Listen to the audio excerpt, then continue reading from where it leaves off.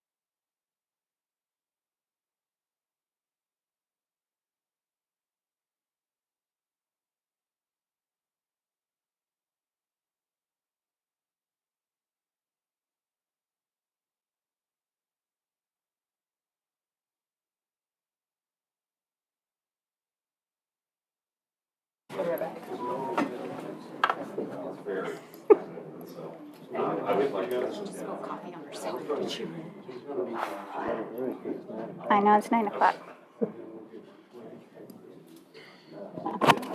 Hi,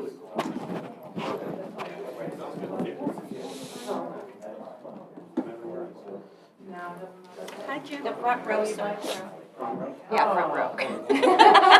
So I came in and kind of unloaded on the book then, because I thought it was just me No, again. it was me too. It was her too. Yeah.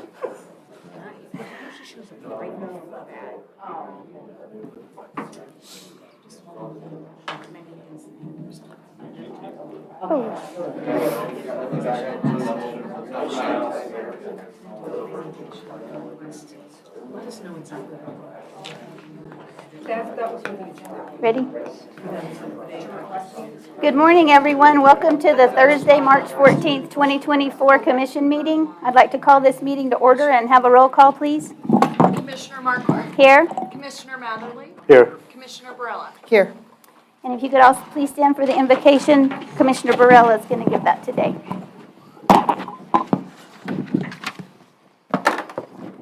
Heavenly Father, our nation needs you now more than ever. Please bring revival to America. Give people throughout our nation a hunger for holiness for your word. Thank you for calling me and every Christian to be salt and light in this world. Forgive me of my sins and apathy and help me walk according to your spirit. Thank you for your amazing grace and forgiveness. May I never take it for granted. To you be all the glory. In Jesus' name I pray. Amen. Amen. You'll join us for the pledge.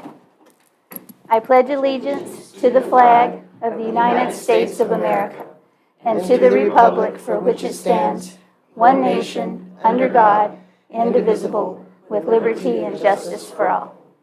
I salute the flag of the state of New Mexico, the Zia symbol of perfect friendship among united cultures.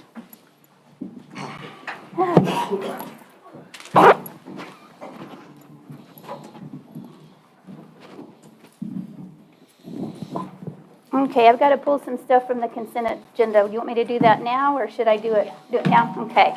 For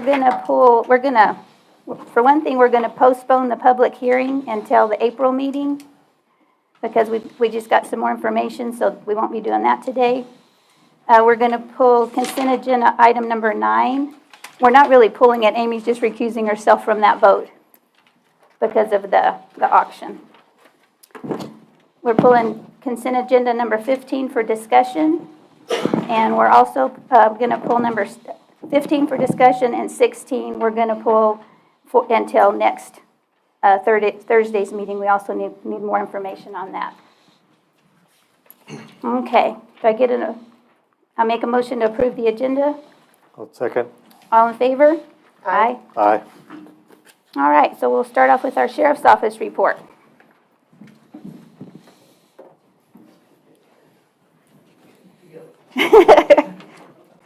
It's been that kind of day for all of us, trust me. I've been running like the Mad Hatter this morning. Good morning, Commissioners. Good morning. David Black, Otero County Sheriff.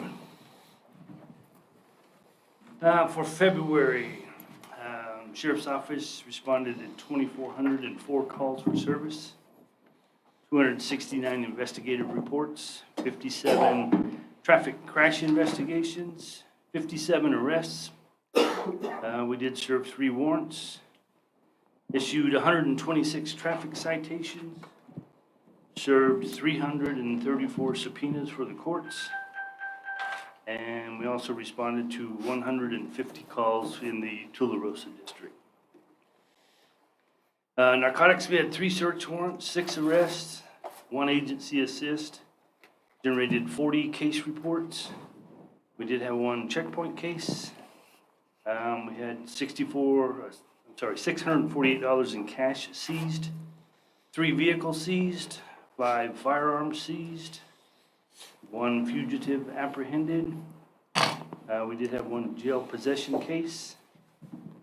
We had 44 grams of meth that was seized, 156 prescription pills, 13.3 grams of cocaine, 132 hydrocodone pills, 1,294 fentanyl pills. total of about just shy of $30,000 worth of illegal narcotics. In our special events, on the 16th, we did a coffee with a cop and a community meeting in Tiburon.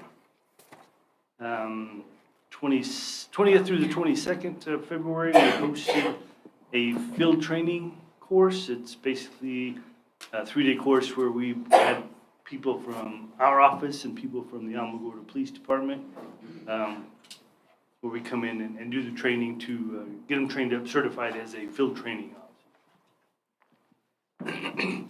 The rest of our training, we were working on, we did get our CJIS compliance training completed, and we have begun our annual training for, I got 2 classes complete. We'll be starting on the 3rd one here pretty quick.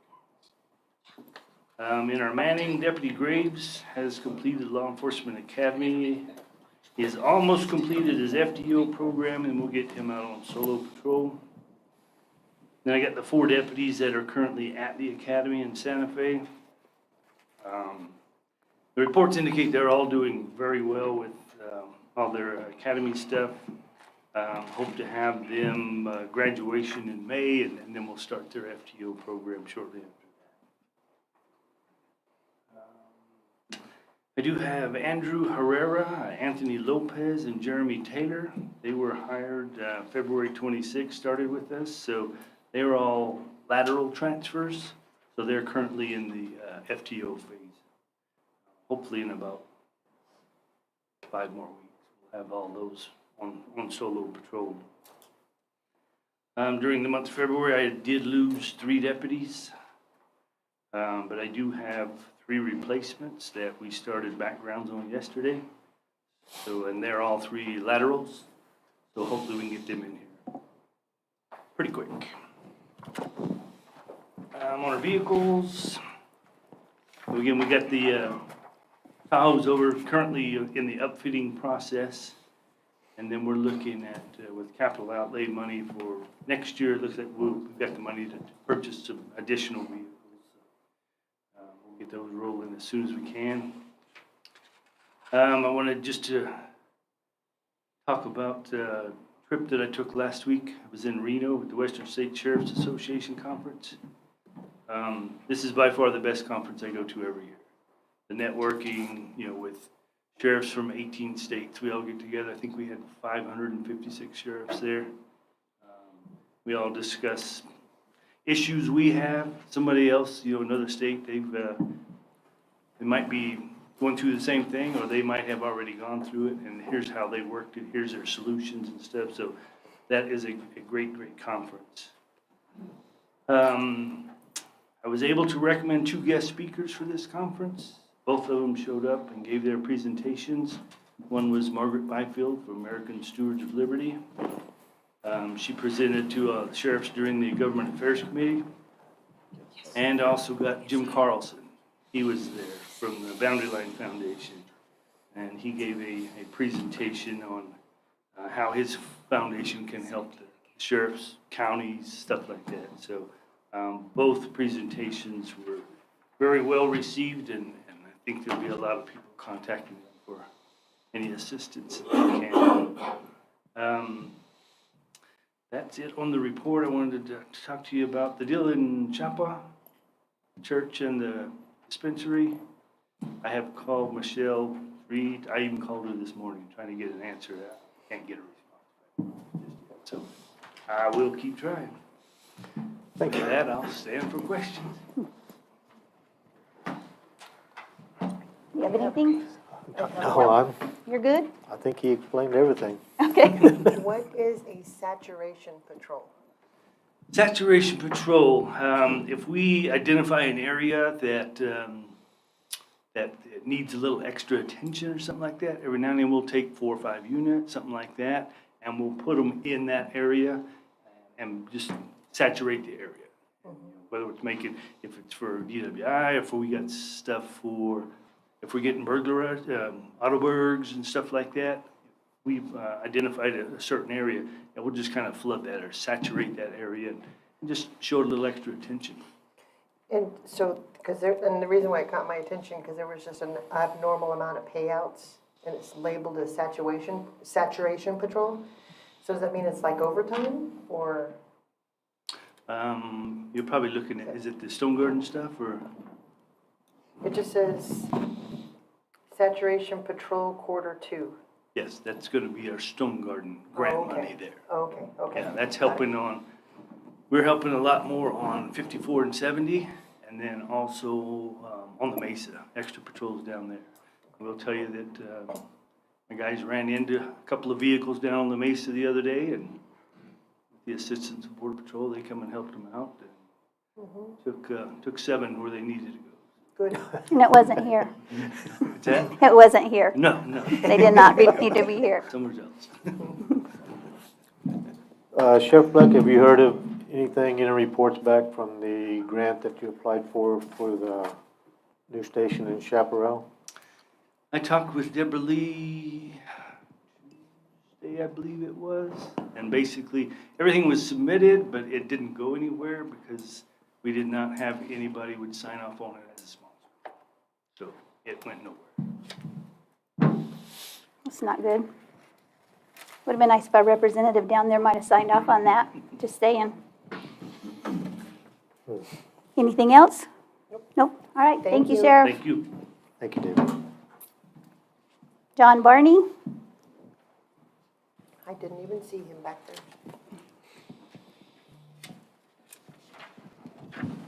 Good morning, Commissioner. John Barney, 911 Director. Good morning. Total calls, we had 11,300 calls into the 911 center, about 2,000 911s, 1,000 all law enforcement officer lines, about 5,200 admin lines, and about 2,000, or close to about 3,000 outbound calls, which would be our 911 hangups and talking to officers and other people. We are running into 911 phone issues when we're calling into the center. They're static. We've had an open ticket with Motorola since July of '23, and we're fighting hard for them to respond back to us to do something about it. So we're still in that process. I have 2 new hires starting next week. I have still 2 current positions open, and I had 3 finish the academy, and they are now bumped up to the next CEO level and are about to finish training here soon. We have a upcoming class, 2 days that we're hosting across the whole county for police, fire, and EMS. That's being held at the EOC. One's going to be a mental health class, and the other one is a leadership class. And then our last biggest thing is April 14th to 20th is National Public Safety Telecommunicators Week. So we're working hard on figuring out what we're going to do for the week of that week for our dispatchers that are answering the call every day. So, other than that, that's all I have. I would like the information you have on Motorola, because I'd like to call them for the county and start putting some pressure. That's ridiculous Yeah. that they're not returning calls. Yeah, so the last update I had from them was Sergeant Emery gave me, or got in hold of somebody who then said they were gonna reach out to me, and they have not reached out to me yet. I have reached out to our salesperson. They don't answer my emails or phone calls. I've spoke to the tech, and they're under the impression that we're not under a contract. We have been told that we are under a contract from state DFA. I'm still waiting on DFA to send me that contract that we are supposedly under. It's supposed to be a year from the merge date, which would have been August. Other than that, that's where we're at right now with them. And this was obviously phone lines that actually happened prior to the merge, so we've had phone line issues even with the old call work handling system, which would have been Motorola, and we're still having some issues with the new Motorola call handling system. Shouldn't this be a certified letter from the attorney going to that company? RB and I were talking last night a little bit. I told him that I'd sit down with him and discuss some things, so we are gonna work on that sometime in the future here to figure out what our next steps are gonna be for that. We need to stay on this. Just to include us in that meeting there. Yep. There's been some other information shared with Emory Okay, from Motorola and Lumen, some of those people. There's a lot more movement on that now. okay. So yeah, include us in that, we can share that Okay. information. I just saw it. Yeah, I saw that email. I still haven't had any answer or responses from them yet, so, I know Emory's talked with several. yeah. Okay, okay. I see Lee County's having 911 problems too. Yeah. Is it like the same issue? I'm not sure if it's the same issue. We had an issue with one of our trunk lines, and it's a trunk line that we've always had issues with since the merge. And Lumen and Motorola always point fingers at each other for it. It's never a team effort of let's figure out and fix this issue. It goes down every couple months on our side, so I'm not sure if it is the same issue or who their 911 provider is. So Motorola is our call handling equipment that's in the 911 center, and Lumen is CenturyLink, which provides the actual 911 trunks into the 911 center. And we have 12 of them, so if one trunk goes down, we still can operate.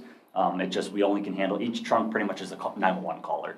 So we can only have 9 or 12 911 calls in the 911 center. If not, it rolls over to Ruidoso, who is our backup center.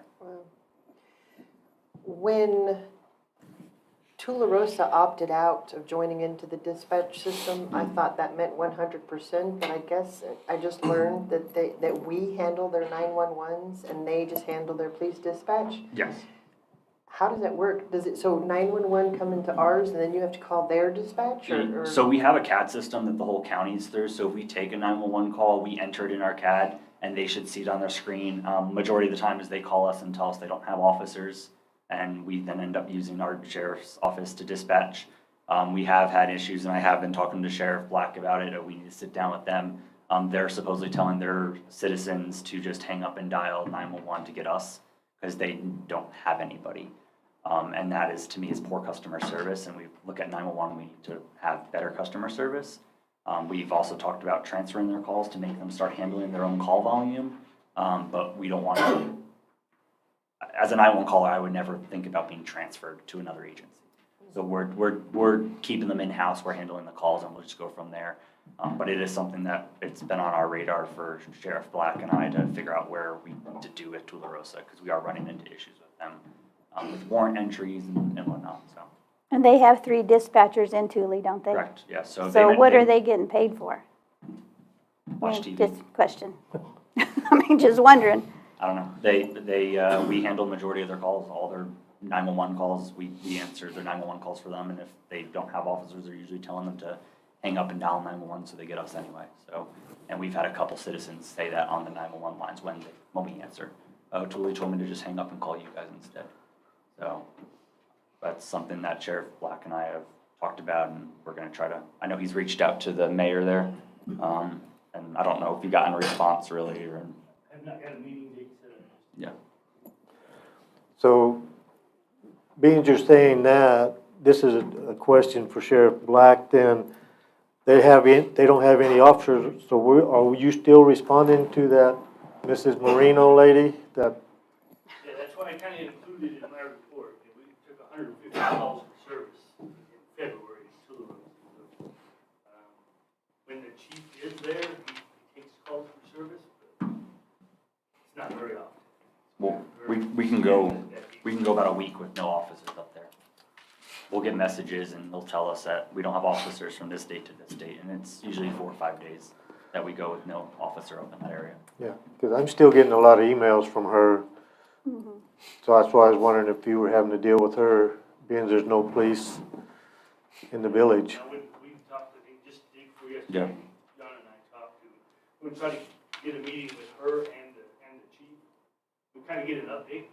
I mean, do they have anything in the works for officers, or are we just still looking at one person for Lord knows how long?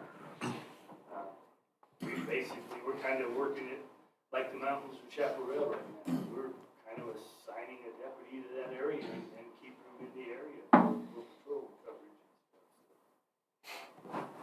It's just added a whole lot of calls to our service. Okay. Anything else? No. All right, thanks, John. Yep. Thank you.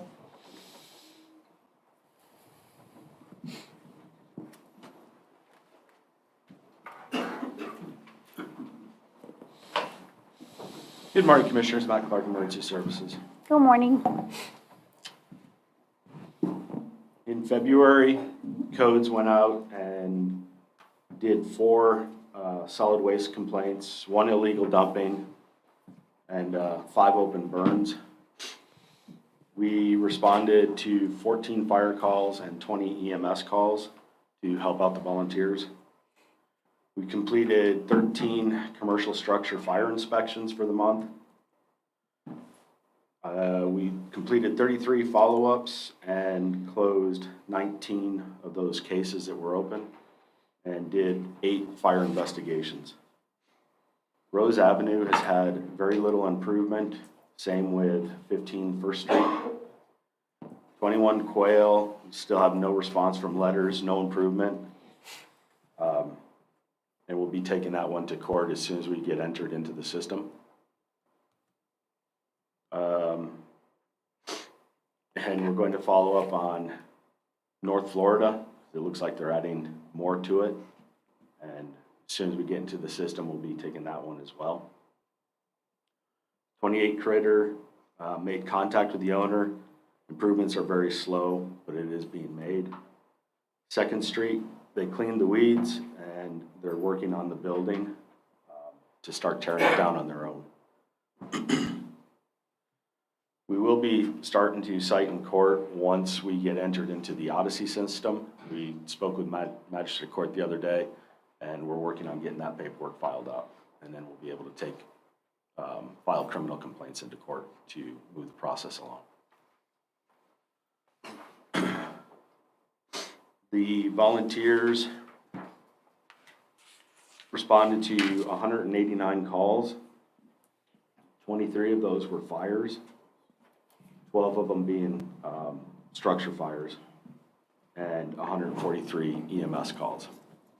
We are running into more and more not answering during the daytime because there's just not enough volunteers out there because they're all at their jobs. So that's where our office is trying to also pick up some of that slack and help out to the best of our ability and trying to maintain everything else. With that, stand for any questions. All right, I have some. I talked with Robert Johnson on the issue in the Bulls area, the reservoir that the flooding coming on, I'm trying to remember what that street is. I know. You know what? you're at. Yep, Did he talk to you on it? we have discussed stuff, yes. Okay. Bill Paulsback, did he contact you on 86 2nd Street in Bulls Acres? He did not contact me. I don't know if he contacted Codes. I gave him your information. He purchased the land next to his, that's where those 2 trailers were. Those abandoned trailers with the roof flying off and all that. And he was gonna talk to you about if there was any way they could burn it, and then Are they're on his property? it is now. Okay. I'll get with you to get his information after the meeting. I'll forward it to you. Canyon Place.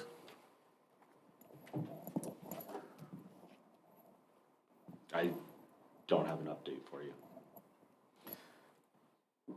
I know that one was sold at tax auction. I don't think it was sold, and there's like $1 million federal tax lien on it, which makes it a hot potato that no one wants.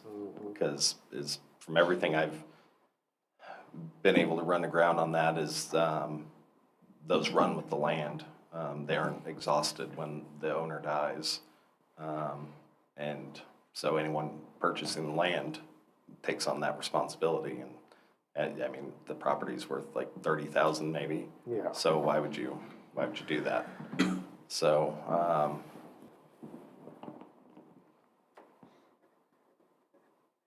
we can go in and take care of it, and use that money that we've budgeted to do with those things. And we'll put a lien, but, in doing so, we're understanding that the lien's not gonna be paid, probably anytime soon, and, I understand that, RB. My deal on that whole situation is you'd have to go up and see it. It's such a fire hazard. With all that old wood stacked up, wood swinging and just hanging from the old structures. It's It's a unique one because of that tax lien. Yeah. But, as you're saying, it's a safety issue, so we can go do it. We just are accepting that we're paying for it. And if, you know, the safety issue or the danger presented is such that, you know, you feel it's worth it, then that's fine. We'll go do that. We can do one of the resolutions next meeting to declare it dilapidated. And you guys can approve it. We'll go through the due process timeline and go take care of it. So can we legally go onto that property and do that and not get tied in with that lien? Yeah. Yeah, the lien's just on the property and it's just gonna sit there.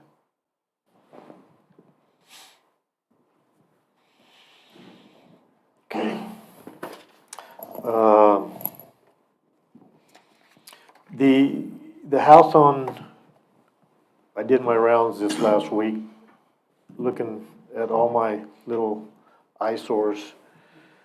The one on First Street with the green trailer, the vehicles have been moved back. There's one with no wheels on it that's in the easement, but now they've got all kinds of junk out in the easement. And the junk to the west, on the west lot, is twice as much as it was last month.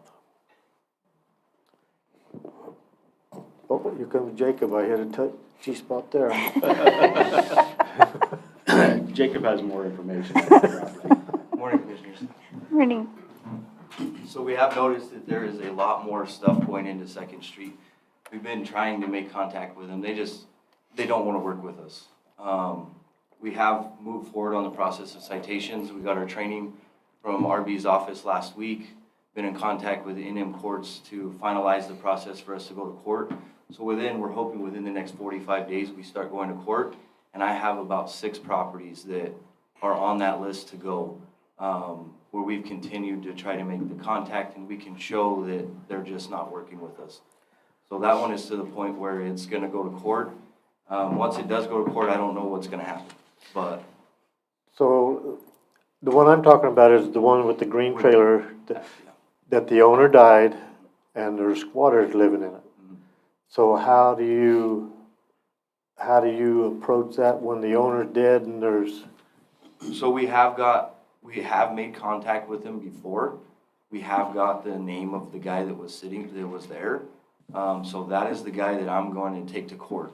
He's the one putting the trash on the property. Therefore, I think he's responsible for the cleanup of it. Whether it's his property or not, we know that the property owner is deceased and he just moved in. So we're gonna try to get to court to take this guy to clean up the mess that he's created.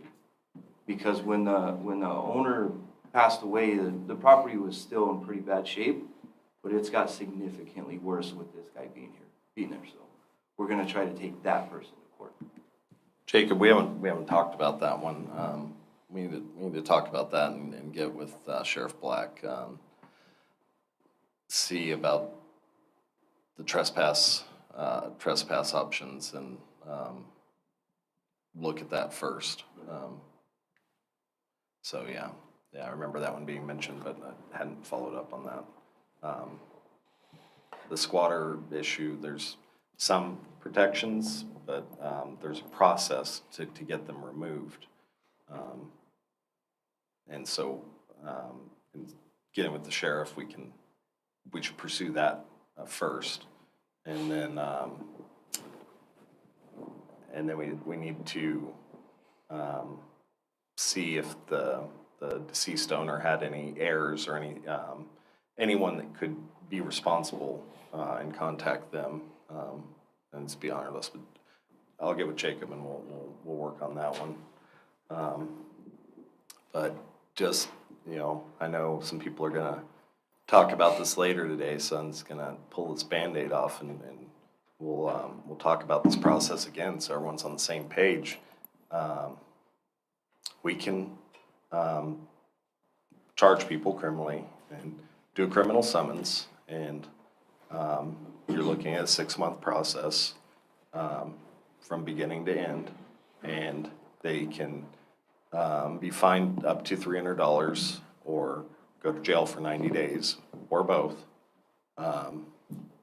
So, in most cases, probably unreasonable to send someone to jail over trash, and our jails, we don't have the staff to cover the bad hombres that need covered, so I don't think we should put trash pandas in there. But if they get fined, they don't pay, then they can go to jail. But they could pay the fine and not do anything, and we charge them again, and do the 6-month process again, or we can declare it a nuisance and go in and clean it ourselves, and then put a lien on it, and then we gotta foreclose the lien, and to do that, we force the sale of the property. So we're taking someone's home and property, and it'll go to auction, they'll get pennies on the dollar, and from those pennies on the dollar, we'll take what we can of our lien for our cost to either do it ourselves or contract it out. But we've taken someone's private property in their house and potentially made them homeless. So those options should apply to 5% of these cases, and those get the most attention because they just are still there. But code enforcement is actively engaging people, opening cases, closing cases, and having success in most cases in terms of getting voluntary compliance. So that's really the key here, is getting people to do it themselves. If we want fast results, we use the power of the government in a way that I don't think is okay, and it could be used. I always think about how would a king, a red coat, a commie, or a HOA use this law or rule, and That covers it. it's not out of the realm of possibility that 10 years from now we have an influx of Californians that turn Otero County blue, and we have a commission full of Democrats, and they make a determination that methane-producing bovines are a nuisance, and they make having cows illegal in Otero County. You need to go on vacation more often. You're on fire today. Or they make the determination that MAGA supporters with flags in their yard are radical fascists. They're a threat to democracy, and it's okay to go on those people's property and remove their flags. So there's got to be a balance here, and we just got to keep that in mind. And some of these people are capable of it, but some are not, either due to poverty, old age, fixed incomes, mental health, and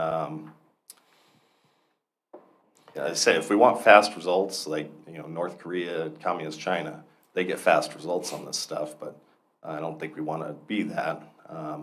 And so for people that are really frustrated about this, and it bothers them daily, I think we agree government shouldn't be doing something when people can do something themselves. And so in this instance, people are able to file civilly themselves. And if they win, they can get attorney fees. So it doesn't cost them money, costs them time and effort. But if it's that important, a guy in Tiburon did it, and I was appalled at the success here, the orders that Judge Bryant awarded on his behalf. He was able to go on the neighbor's property, inventory all the junk vehicles and equipment, and facilitate the sale of it, which blows my mind. But that gentleman was successful, and I think he got his attorney fees, at least an order saying that they should be paid for. And then the other option is, the probably Christian and neighborly option, which is to go offer to haul it off yourself and use your trucks and equipment if these people don't have it. Of course, that's with the understanding that you might be committing to doing it every 2 weeks, because some of these hoarders, like a cat lady across the bypass, she puts her trash in grocery bags and puts it out the back trailer and has all her cats around there, and it's all a mess. But she's old and doesn't have any means, and it's probably mental health. So you clean it up once, it'll be that way again in 2 weeks. So, people, organizations are the answer to getting movement fast.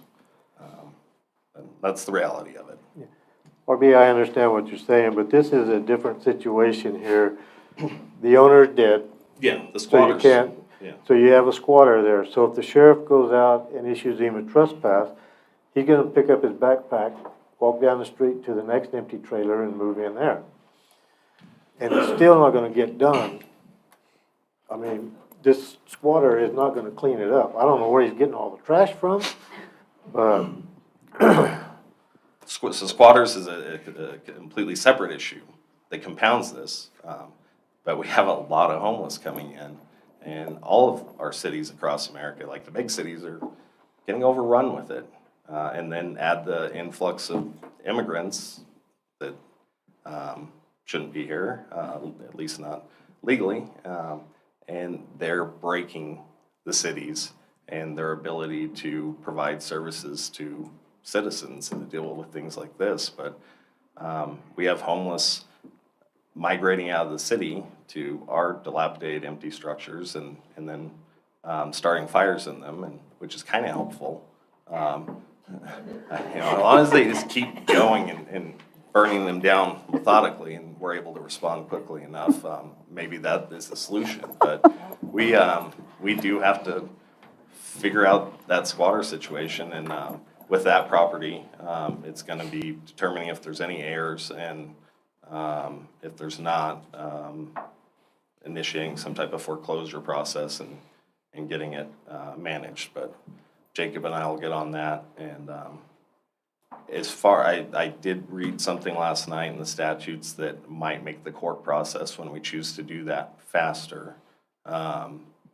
If jail is off the table, they're no longer entitled to an attorney or a jury trial. So that takes away many of the delays and complications. And so what I'm having Jay work on right now is, do we need to change the ordinance to make the punishment only a fine? Or can we just tell the judge we only want a fine considered and go from there? So that is a change that I've found that we can pursue. well, something's gotta change. I think as far as the squatters are concerned, go full blast. I mean, they have no permission, no right. I think we can remove them. An elderly lady, that's different. We don't want her to be homeless. But we've got to respect the neighbors around that are smelling the bags of cat poop too. It's certainly a balance, like where does your individual liberty and your ownership of your property to do whatever the hell you want, where does that end when it starts affecting the other property owners and their value? And like in that situation, if where the county was to go in and clean it up, are we allowed to have the lien on the property and continue to let her reside there? If We could, and then I think we have to take actions to maintain it. And then whenever that person passes on or sells the property, then at that point we could collect on the lien. So that's an option. I'm considering ways that we can work around the anti-donation clause, and we could either pay or do the cleanups in certain instances. But you got to balance that with then it disincentivizes people to do it themselves. And if the county's just going to take care of it, why do it yourself? And then again, it's it's all across the county, and so we can only get to so many. So we want to maintain our ability to say, you need to do it. And then I thought at our last meeting, we said that Quail Trail was already going to court. We, I wanted Jacob to get it there as soon as possible, so, I went over the training with him before I went out of town, and then Jay went over it with him, the next week, and so we're good to go on that, and then, he's just been talking to the court, and magistrate court just got on to the online filing system. They weren't on, only district court was on it previously, and now that they're on it, they want the filings done on that, so Jacob needs access to it. So, I'll work on that this afternoon. And then, update on Moore. Is that TF Smith? Yeah, the alleys. Yes. So, my understanding of what it means on the plat when it says, roads and alleys are dedicated to the public, may have been incorrect. I was talking to our contract attorney in Cruces about it yesterday, and I don't have a full answer. So we may not have those alleys. They may not be under our purview. I did go out there. There's not really alleys. Like, they were in the concept of the plat, but they never really made it. Or if they have, they haven't been touched in 40 years. And there's even parts of the subdivision that aren't even laid out according to the plat. I looked at satellite imagery. Some of these different encroachments into the alleys have been there over 10 years. They've been there a long time. There's mesquites that have certainly been there 20 years, 30 years. One of the encroachments specifically was an animal pen, probably some 4-H animals. I hate to take away some 4-H kids' space for their animals.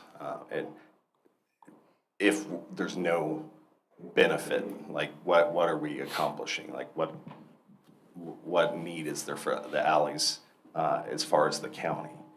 Now there are restrictive covenants.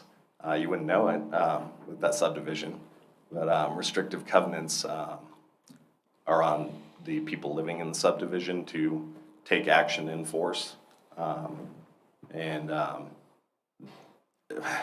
There's like 90% non-compliance with the restrictive covenants. Like, I don't know, they were published in 1974 and never thought about again because no house there is in compliance with those.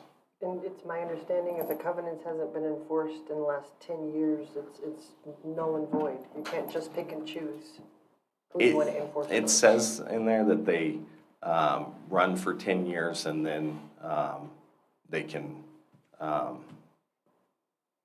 continue from there if action is taken. I want to say that I felt like they're still in place. Every 10 years action could be taken to change them or get rid of them, but I don't think no action has occurred, so I think they're still in place. I have copies on my desk that I can give you one. Okay, that'll work. But yeah, I just, it would be opening a big can of worms going out there, and there's a lot of encroachment in the alleys, so it wouldn't be a simple like this house and that house. It's all across that subdivision. And if we do it there, well, we got to also address alleys and responsibility for them and maintaining them. In our subdivision ordinance, we address roads, and the roads have to be they have to meet specs, and you have to accept them. Alleys have to be formally accepted too, but we don't have any specifications on what an alley needs to meet or who is going to maintain them. The road department can barely meet their chip sealing obligations. If we add alleys to that, it's just another thing they don't have the money or personnel for. And then the other option is to like specifically say that the property owners are responsible for one half and the other's responsible, that's what the city has. But Shies mentioned it in the planning commission meeting on Tuesday and had people lose their minds. And I'm not maintaining something that's not mine, which yeah, I kind of get that. And you know, sometimes to live in a city or a subdivision, you accept certain responsibilities. Just like people that live out in the country might accept that people have junkier, more rural lifestyles. And you've got a lot of flavors of rednecks in the county, and each of them have a different yard decor and stuff, and kind of accept that some when you go out to these places too. It's all give and take. I don't know what, it's not one size fits all answer to this stuff. Yep, and I get that this has gone on for 20 years or 40 years, but it doesn't make it right.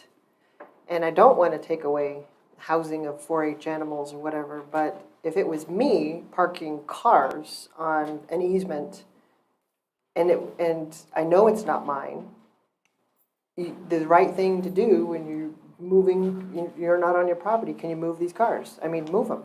It is right and wrong, and I don't, I'm not saying let's put the hammer down and plow through their animal pens, but they need to eventually move it onto their own property.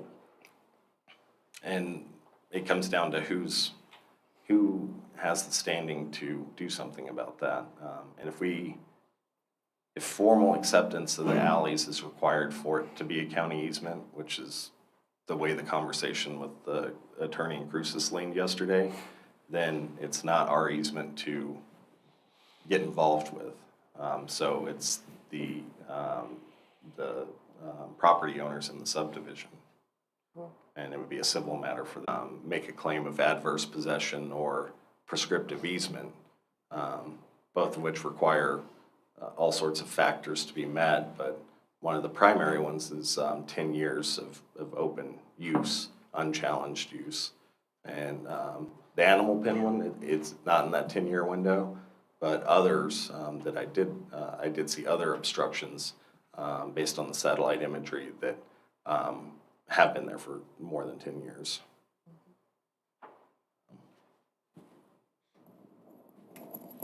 Okay, Anything else? that just complicated I everything. know. It's not an easy fix. Okay, anything else? I don't know what you're gonna do on that First Street. Working on it. Get the sheriff department, go out and move him down to the next one. Anything else? Nope. Okay. All right, thanks, Matt. Matt, I did send you that contact information. Okay, thank you. I'll reach out to him.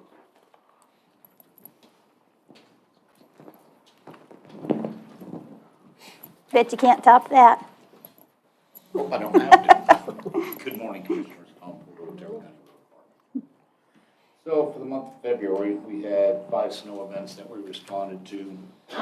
We cleaned and repaired culverts in Bent, along with putting some riprap along one of the ditches in there. We hauled 1-inch rock from the forest pit on West Side Road over to Calico Peak to plate that for that one gentleman that lives on this side of the culvert. We did patching throughout Otero County and along with brush and mowing also throughout the county. In front of you, I said, last month you asked me to get a couple of quotes for the parking lot on the fairgrounds. The front page is for patching and chip seal at roughly $600,000. And the second page is the same amount for paving, would be a little over $2 million.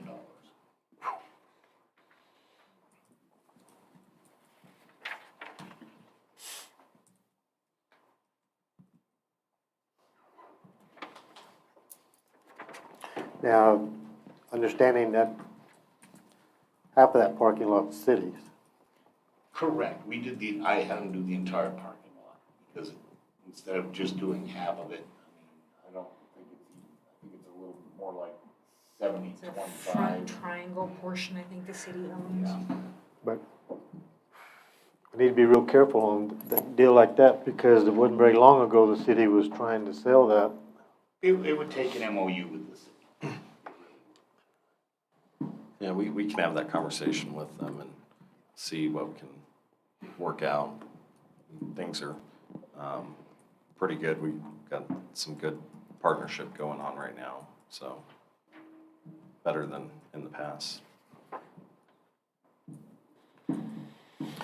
So wasn't that redone not very long ago? No, that was when Bill Parker was road superintendent. That's been many years. It was before I was manager, so it's been at least 10 or 11, at least.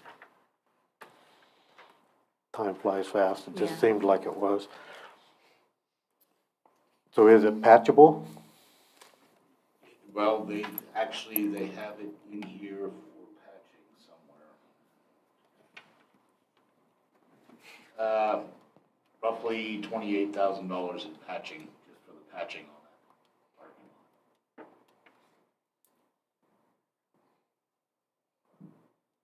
And that's on the first page with the chip seal. Yeah. So if we paid for 70%, it'd be like 413,000.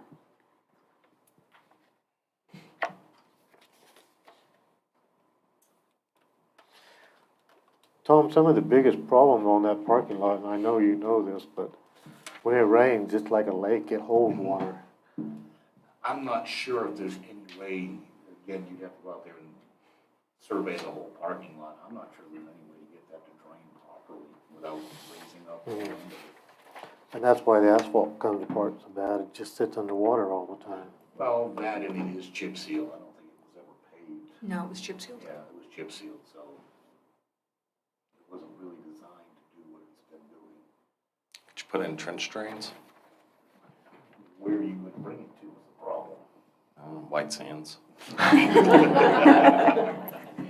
Alamogordo's drainage, 10th Street and White Sands Boulevard. So what's, This was just two proposals. You asked me to get a couple of prices on it, and that's what I came up with. For the road department to even consider doing a chip seal project out there, we would literally have to shut down for a year on doing projects. This may be something, Pamela and I talked about it, putting it in next year for capital outlay. Yeah, this is something we can discuss during budget to see, and the fairgrounds is the one that came forward with this request, so we could discuss it during budget to see if you want to budget any of it, if you want, when we get ready for the ICIP, to start that process, which comes at the end of the summer. can we get it repaired or at least patched for the fair this year? Again, noting that for the road department to do that kind of manpower, I'm gonna have to shut down projects. That's a huge project, that's a huge undertaking.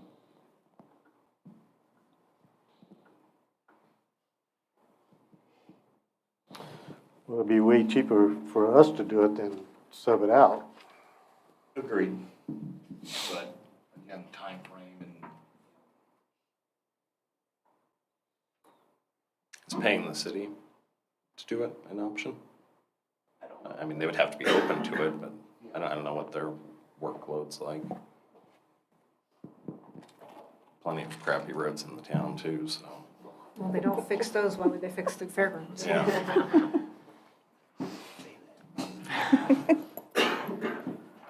And I go to fairs all over the state, and you have dirt to park on. I mean, so compared to across the state, pretty good. Get rid of those speed bumps and we'll be all right. Thank you. Yeah. well, even with the chip seal, that's leaving the existing speed bumps in there because those are kind of parking blocks. The paving one was actually remove those and put actual parking blocks and striping in there. If you don't leave the speed bumps in, it'll be a little racetrack out there in the middle of the night. Yeah, and you chip seal that and then you take those out, you're gonna be doing donuts out there.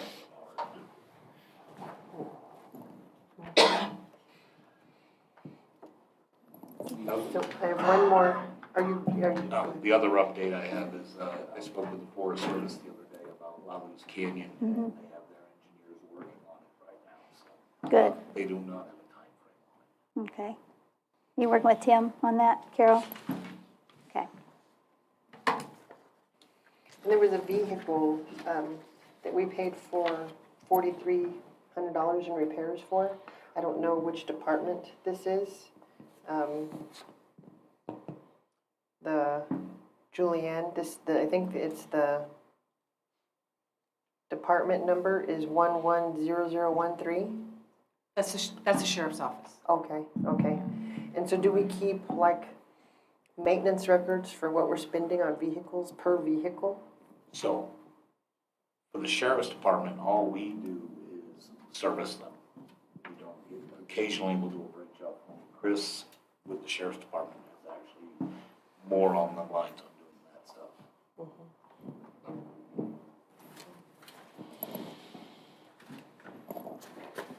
Anything else? Nope. Nope. Anything?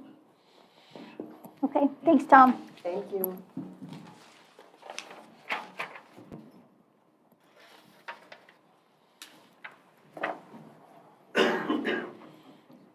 Good morning, Commissioners. Trent Parker, Project Manager. Good morning. Good I don't morning. have any comic relief for you this morning. Come We got on, plenty, we got plenty. It's hard to follow. I'm telling you. Send him out of the country and he comes back a different man. So, first up is Chin's Phase 3. The framing's been completed in the multi-purpose and kitchen area. Electrical rough and plumbing rough have been installed and inspected. The HVAC is currently ongoing. We did sign a few proposed changes to fix some roof patching and stuff like that, so that we can kind of put a Band-Aid on it until we get the funding. We did find out that the governor did approve the $1.7 million for the roof, so hopefully we will get those agreements rapidly and be able to move forward with getting a brand new roof put on that. Dispatch center, the only thing that we have pending there is the generator. It was supposed to deliver in February. That ended up getting pushed till April by the manufacturer. So the existing generator will remain on site and hooked up until. Burl Flats water storage tank is complete. We're pricing right now the pump house to house over the pump and equipment so that we don't have any possible freezing or anything like that. Alamo Street Phase 2, the project this last month went on a brief suspension while the CenturyLink fiber line was being lowered. It was in conflict with the project, but the crews are back working now. We've got a few minor speed bumps to cross, but Tom and I have a meeting with the engineers on Monday to try to get through those last couple little issues. There's a lot of utilities in that area. It's been a traffic nightmare. Mhm. Yeah. The Rio Alto Pecos Bridge, the concrete box structure, we had the 28-day break on the concrete, and it all broke good. Had great test ratings, and so the contractor is currently backfilling the structure and doing final grading. They're looking to start paving soon and get the railing up. So as of now, we're still a good ways ahead of schedule. The Suzanne Bridge, same thing, the box structure was completed. We don't have the 28-day break on it yet, but they are continuing all the other work to keep going to try to get that completed. The new road shop building, the new electric service equipment is being installed, and the contractor's on site making progress to get all the electrical in for Tom and Eric so that they can start occupying that building. The shooting range project is complete as far as what was under contract. The canopies for the firing lines on the 400 and the 100 are complete. This last week, Tom's crews went out there and spread gravel, and so Mark's got a few little things that he's still has pending, but other than that, we're complete. The Weed Transfer Station fence, we started that this past Thursday. They completed it yesterday. They're hanging the gates today, and the power pole is scheduled to be moved about midweek next week, and so that one is looking good. Yay. The fairgrounds video surveillance and PA system, we had a meeting yesterday on that. The crews are getting scheduled and ready to go in and start running all their piping and electrical for the new camera systems and PA systems. As of now, the current schedule shows them being complete the first week of August. Good, before the fair. The prison roof, the east pod, all the base sheeting is down and the metals ran. The west pod, about 75% of the base sheeting's down, and they're still working to keep going with that. Once that base sheet's all the way down, they'll go back in with the mineral layer that goes on top, and moving along pretty good with that one. The Dungan Fire Station, the dirt work for that expansion will begin next week. The concrete is tentatively scheduled for the 25th. The building's not going to drop until the first week of May, but it'll only take them 2 to 3 weeks to have the building up. So, and then we'll move on to installing the electric service in the building. The High Rolls Volunteer Fire Department expansion, we've got a price on it. I'm still working with the department to get approval and get that under contract to begin that one. The 16 Springs Volunteer Water Storage Tank, the tank, we're working on getting it ordered. We had the plumbers out there to price out what it was going to take for the changing from the old tanks into this new tank. Looked at several other sites with them, including James Canyon and Upper Cox Canyon for installing the pumps with the grants that we received. And then I'm currently scoping out the work for the dirt work and the concrete for the tank itself, which it's forecasted to be over our threshold, so we will be going out for bid for that. The EOC, we received pricing from our on-call electricians to go in and add an automatic transfer switch for the backup generator. Our plans was to move the old generator from PSAP over to the EOC because the EOC does serve as a backup PSAP. And so we're working on getting all of that in place for when that generator comes over, we'll be ready to tie it in. Last one was one that just kind of came up here recently is Jackrabbit Flats and Bent Volunteer Fire Stations. We're going to go in and install pipe bollards by the bay doors to protect the structure from any possible collisions. And so that work will begin next week. And that's about it. Well, you need something to do. Right. It's been busy. We'll request lots of projects for you. Yeah. All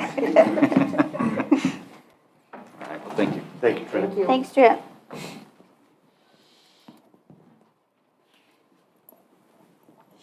Good morning. Good morning. Nina Sisler, Correctional Service Director at the Detention Center. So today's average population for the month of February was 216. Total population today is 172.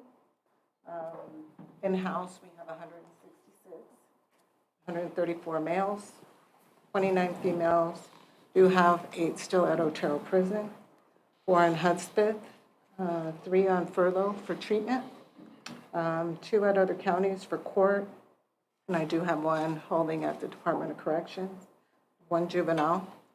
And in facility of video courts, in the month of February, we had 37 municipal courts, 100 magistrate, district court 166, out of county video court 14, in-person courts for magistrate court were 3, and district court was 6.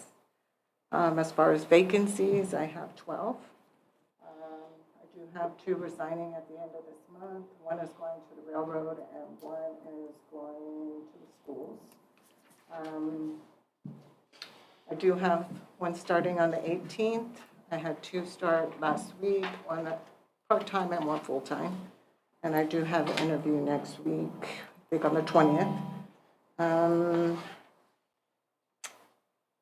We had contraband, we had what appeared to be meth and probably fentanyl pills Officer Gary Wiley will give him recognition in February for the amount that was spent. We transported 1 male to Western Correctional Facility in grants, 7 males to Central New Mexico Correctional Facility in Los Lunas, and 4 females to Women's Western Correction Facility in grants in February. That's it. Well, 12 vacancies a lot, but it's a lot better than 30, something that it used to be, so. Yes, and we're getting whittling away. applications. They're just like coming in slowly. So, and I did promote 1 staff to a corporal, and we do have a training officer that at the end of the month will go into. Do you think you saw any benefit from that training video that went, or that recruitment video that went out? I think a little bit generated from that, I really do, and it's still, I don't know if another county is streaming it, but it is still streaming. Yeah, I see it saw every once in a Yeah, I while. saw it the other day. So it's a very, I think it is positive. So, yes, I do think it generated some positive. And the tablets, are they in use now? We are having a technician come out Tuesday, and I think the thing is they're gonna have to probably go wireless, and so we're waiting on NCIC. So, I do have an appointment on the 19th. And we're still not using 1/2 or all of the new extension of the jail, right? We don't have new housing. I mean, the remodel, the extension. It's the observation cells, is that what you're talking about? It's not actually housing, it was for detoxing or medical watches. Okay. No, they're not open.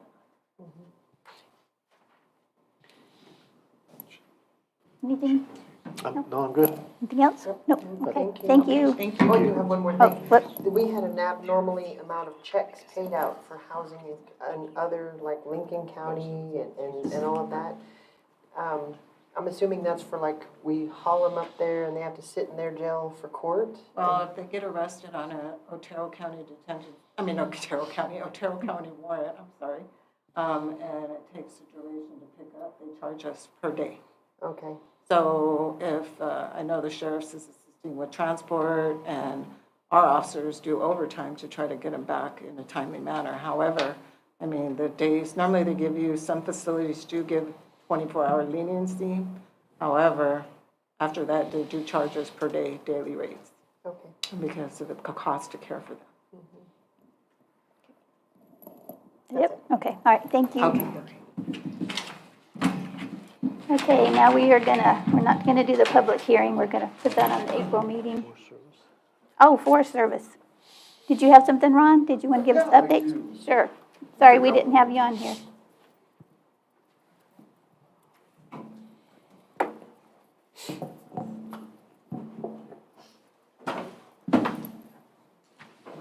Good morning, Commissioners. Good morning. My name's, Good morning. District Ranger up at the Sacramento Ranger District on the Lincoln National Forest. And I have with me this morning Jeremy Clements, who's an intern through the Skill Bridge program at DOD and on Holloman currently, fixing to retire. Hoping to get him on as a Deputy District Ranger up on the district. So, Good morning. but I'd bring him in and introduce him to you all. So, just a couple of things that I wanted to cover. SSRP, South Sacramento Restoration Project, is scheduled for decision late this summer, and so we hope to start implementing that project come the end of this calendar year, beginning of next calendar year. We also are having a public meeting for our Cloudcroft Wildland Urban Interface Hazardous Fuels Project, as well as the Denny Restoration or Fuels Reduction Project, and also the Chipaway Water Storage System for that community up there on National Forest System lands. And so that's going to happen next Thursday at 6 at the high school commons room, and I believe that all of you have been invited, and so to see you up there. As far as forest plan revision goes, it's on schedule. There's nothing new on that, so I think that's all that I have for you all today. Questions? I don't really have any questions. I met with Jason Freeman, the new forest supervisor, on Tuesday, I think. So we met for about an hour, so. Okay, yeah, good deal. Yeah, but yeah. So you'll be at the meeting in Cloudcroft? Okay. Will you be Yeah, up there? He will be. And Jason will be? Yeah, Okay. I don't think he'll stay for the whole thing. Okay, okay, good. On some of the thinning contracts and where are we at on that? Are they got some coming out? I'm just kind of figuring out, we're fixing to get into fire season, so. Yeah, yeah. We're currently working on several contracts, and I think that a couple of them, 3 of them, if I recall correctly, are going out for bid between now and May, June. And those are associated with, projects that have already been analyzed and a decision has been issued in the 16 Springs area, as well as, I don't recall what the other project area is, but we got crews going out to the South Sacramento Restoration Project to start marking those areas so that we can start issuing or taking bids on contracts to thin out there, so. The contracts, are they just thinning, or are they gonna be sawmill logs, or? It's gonna be a combination. I think, yeah, it's gonna be a combination of saw timber and fuel wood, as well as mastication and other types, prescribed fire, so. So, here we go again, I'm gonna ask this question again. Has the Forest Service got with the Department of Game and Fish and everything on trying to work on some of the issues? Yeah. And we're working with them as much as we possibly can to address the herd up on the mountain. And I think we're starting to see some of those results in terms of the number of permits that have been issued over the past 2 years. It's gone up significantly. They've included hunts late into February that I think are fairly successful. But in order to make an effective change on the herd up there, I think that number will have to go up significantly, at least 4 times, so. Yeah, they'll have to it'll take 2 or 3 years for that impact we'll ever see, but as long as y'all are trying to work with it, we are trying to work with them on, the sheriff, we can get you information on how many accidents, you guys probably know as well as we do, from the elk population and the road hazards. It's a tough situation with the ranch community up there, because it's a share situation, and I think Department of Game and Fish gets a little more sharing than the ranchers do, but as far as grassland and stuff.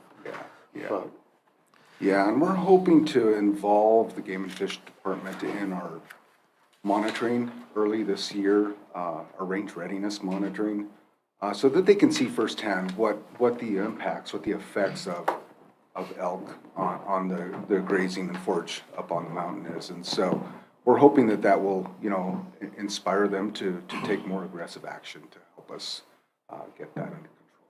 So. I know it was, what was it, 2 years ago we did the deal with the goss? Well, in Upper Car and stuff, the New Mexico State, they were doing studies on the grass growth. They had some cages and stuff like that.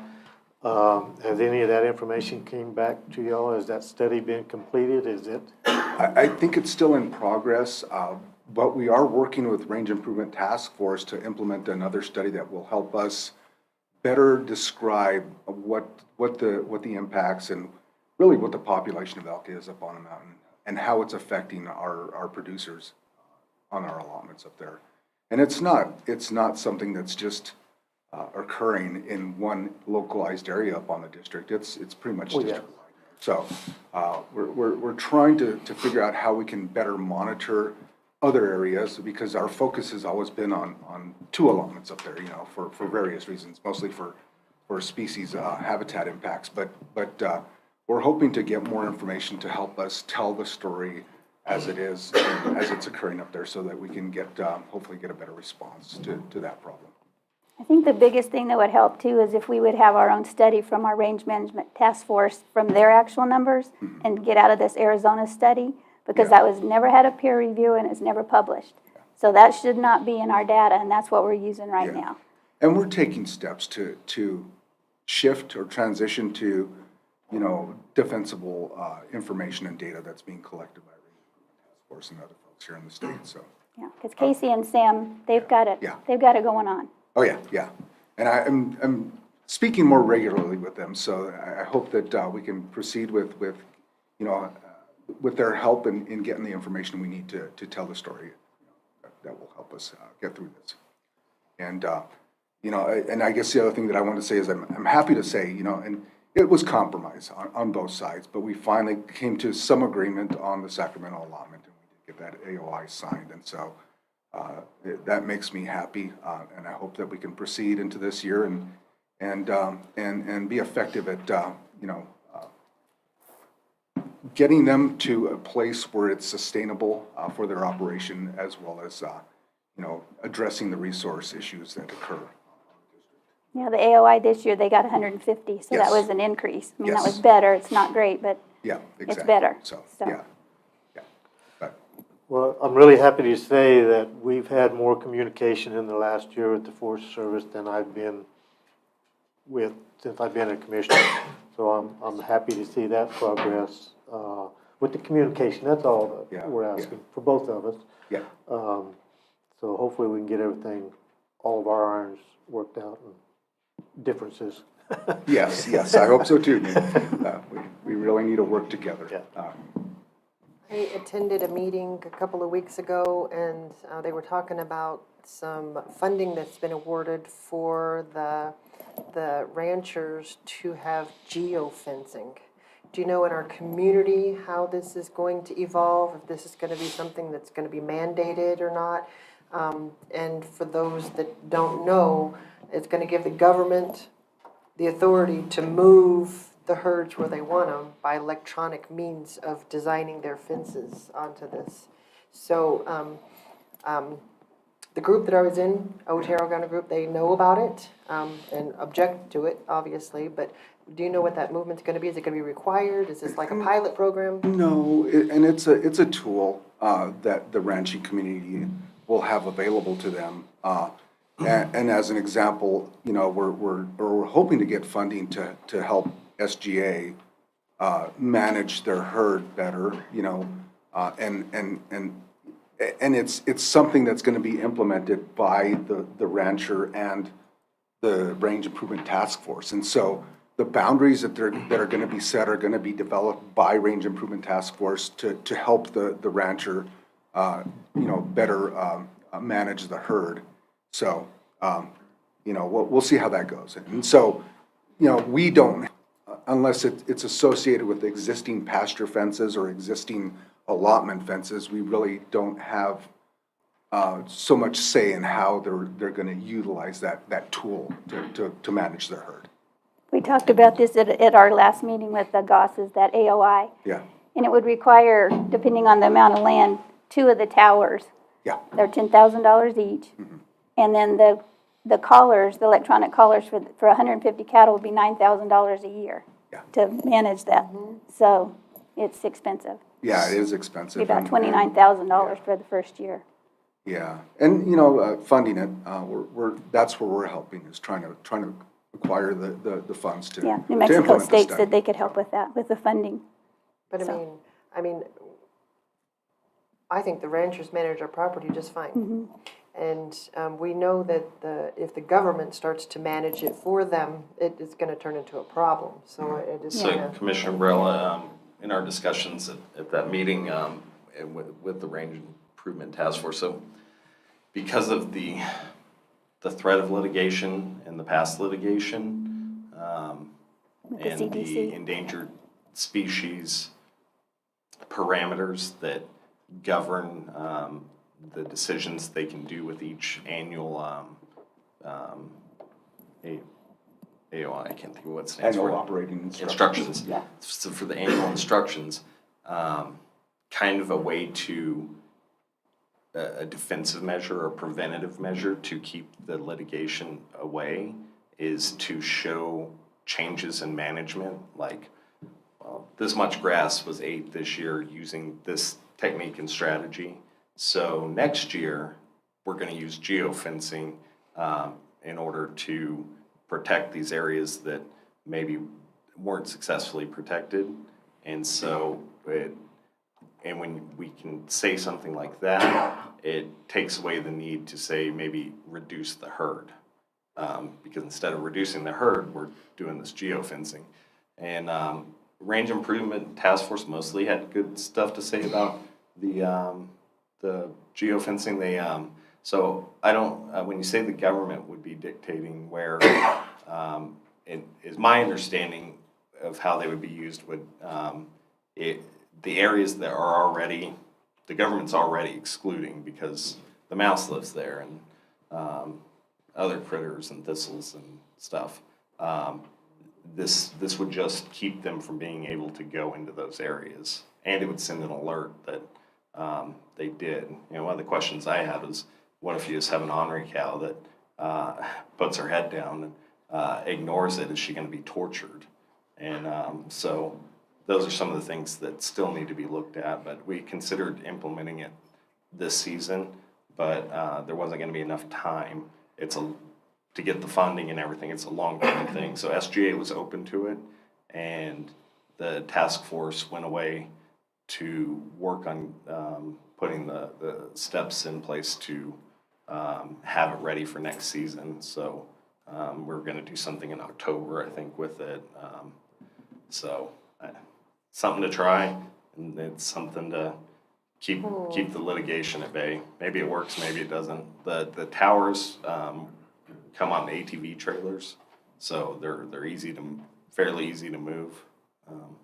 It's more like keeping your pets in your yard. It's not driving the cattle, it's just keeping them in a certain area and keeping them out of that critical habitat. It's the whole kind of process. I even put 2 of those things on my dogs and they still jumped it. You got ornery I dogs. was going to say, we'll see if it works in the mountains. I have a GPS collar for my dog, and because he likes to run away, and it would be great if the signal was like instant, but there's like a 10-minute delay. So he's like already another 10 mile miles. further. And I guess our ITF was looking at some results from a study on the Gila National Forest. And I think that, if I remember correctly, RBI may be wrong, but I think they had about 98% success in terms of keeping the livestock out of, in that situation, the riparian area for fish. So seems to be successful, and it's something that was brought to us, not proposed by us, but brought to us by our ITF and SGA. So I'm nervous. You still got to sell yeah, it? no, it Yeah. should be. So I was just looking at the flyer I got on the meeting that's in Cloudcroft. Is that the high school, correct? Right. I couldn't find a time on it. 6 Oh, it's o'clock. at 6 p.m., yeah, 6 Yeah, o'clock. 6 o'clock. And there's also an Otero working group meeting right before that. at the district. At the district office, yes. At 3.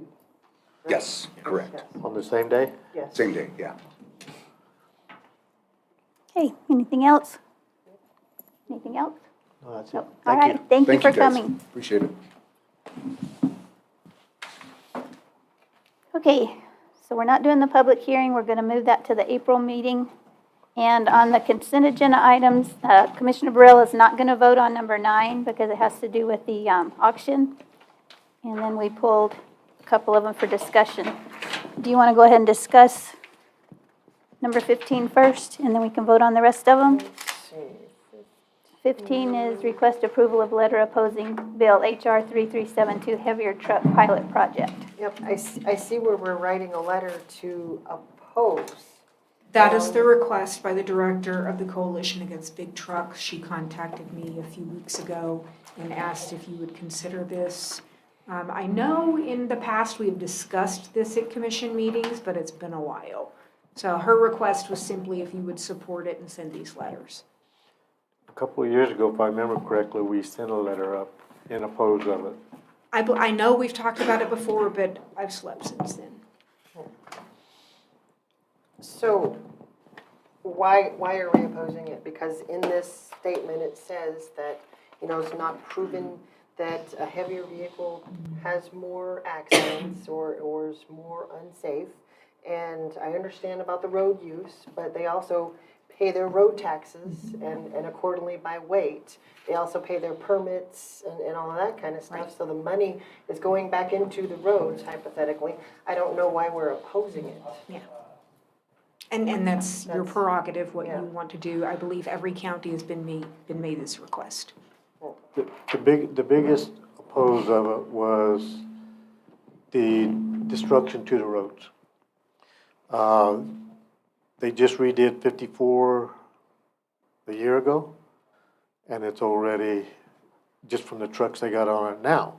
So if they add another 10,000 or 15,000 pounds, what's it gonna do to the newly, I mean, granted, it wasn't a complete new road, it was just an overlay deal, but it's, you go on some of these roads, especially the major interstates, 25 and 40, if you're in a bigger vehicle, well, you should know with driving the wreckers and stuff, you're all over the road. You can't keep them on. Well, You I have to think drive keep in 'em on the the other lane. We can definitely keep them in the road, but we weigh anywhere from 100 to 120,000 pounds when we're loaded, and we're 101 feet long. We pay our over width, our over height, our over everything, gets $500 a year.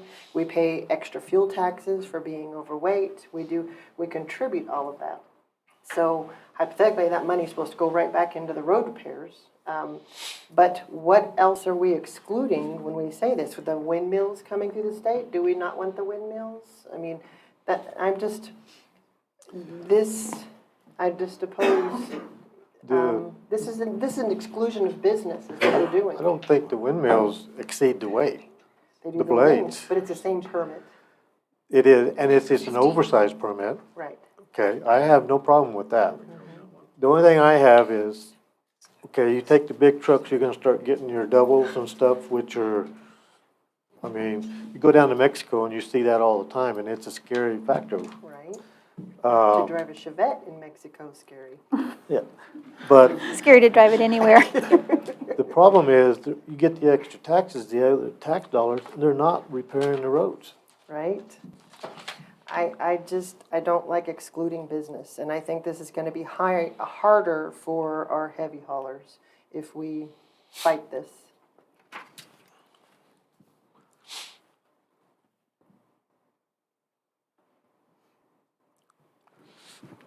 I mean, that's my only problem, is just the destruction of the road. I mean, if we fight to oppose this, what are we doing? What are we gonna do to our heavy haulers? The result is higher permits or having to split load. I mean, I don't know what are we doing to the businesses, and I can only reflect on what I do. If they have more mandates on me, it's just too much. When the trucks are gonna come in, what you're gonna do is you're gonna start seeing the regular freight liners coming in, they're gonna start adding weight. And then every truck is gonna weigh 90,000 or 100,000. You can get a special permit, like what you have to do for your overweight stuff, which are the far and few between. If you open it up, them guys are gonna start cramming more and more on there. And then all these 100,000 trucks you see through here, they're all gonna weigh that instead of 1,000. There's gotta be a regulation on it just to take care of, what they got. I didn't see in here that it's saying that this is a pilot program to study, to make it a permanent change. I understood this as being a study to see if the overweight causes more accidents or stuff like that. I didn't see where they're considering changing that limit of 80,000 to 91,000 permanently. Is that what the intent of this is? That's what I'm looking at right now.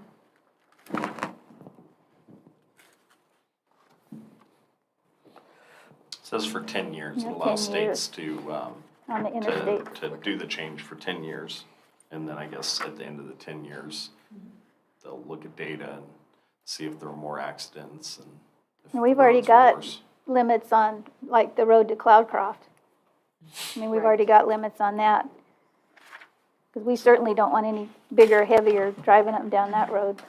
So even if it passed at the federal level, the state would have to be on board to allow the increase. And I don't know, probably not something the state would want to do, especially if they're not electric. Then they'd weigh more because the battery will weigh more than the truck. So there's always that. And Amy, that third paragraph on the front page is what they're obtaining information for future endangering motorists and damaging infrastructure. Yep, so is this for permanent consideration, raising the weight limit to 91,000? Is that why this bill was brought forward? In this first paragraph. It looks like the bill would just allow states to do a pilot project of 10 years. It says on it's interstates only. It's to track crashes involving heavier trucks, including injuries and fatalities We already do for that. the 10 years. I don't support, I think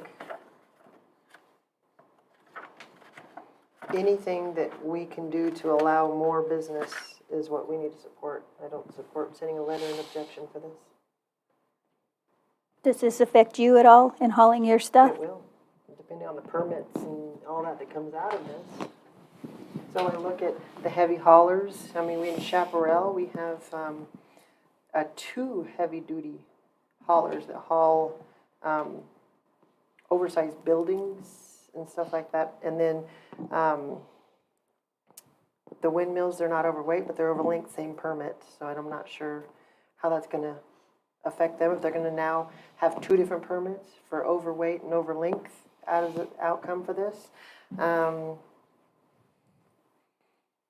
We have several crane operators here in our community. How is this going to affect them when they have to move their cranes? I don't want to oppose this. What does that 11,000 pounds like really mean? I guess this data says there are more accidents, but is that like one vehicle? If you're hauling 11,000 vehicles? pounds is a diesel dually pickup.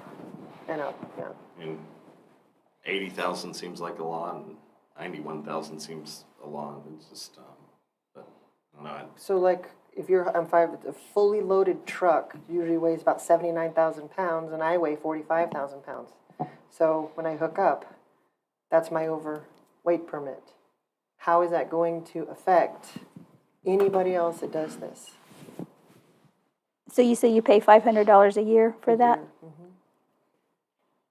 So you said you had 45,000 to So our 80,000? truck is 45,000 Uh-huh. plus a fully loaded tractor trailer, 79,000 is their average.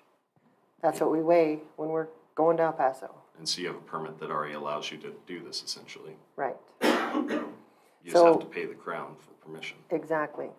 So what is this doing to everybody that carries those permits? Is this pilot program gonna attack them or make it harder to get the permits, or is it opening the door? That's what I don't know the intent of this bill is. My assumption is that if you were going to have more than 91,000 pounds, then you would need the permit.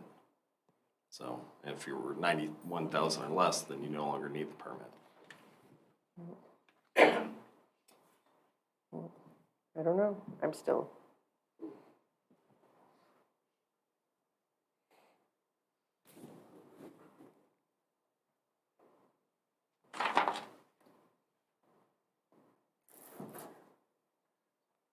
So is the permit pretty easy to get?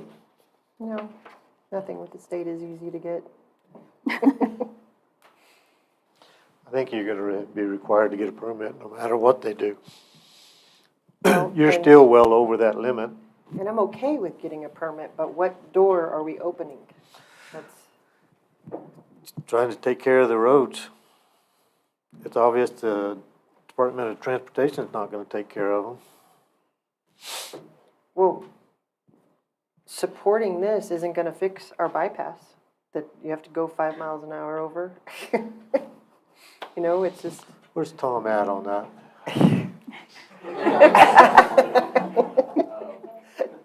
Actually, doing a little research on this, I think what it's doing is paving the way for the electric tractor trailer. Laugh, Mark. Look at the weight difference. $80,000 rig versus the electric one. The electric one's another 9,000 pounds heavier than a diesel. So that's what they're paving the road for. To bring in electric trucks? Same amount of weight. Logistically, but they'll be able to haul the same amount of weight, freight-wise, heavier tractors. And I was actually wondering that if we're having to raise weight limits around because the electric car is just heavier. From what I've read on it, because this came out, about 6, 8 months ago that they were looking at this. And the reason being that one of the senators was talking about it, because the tractor trailers are now gonna be between 9,000 and 10,000 pounds heavier. 10-year span is when they're talking going, California's talking full electric in the next 3 years. So if that's the impetus, then this is gonna happen. And we'll be all on board here too, so. Gotta protect the environment, right? Paving roads. Oh. I want to vote no, so.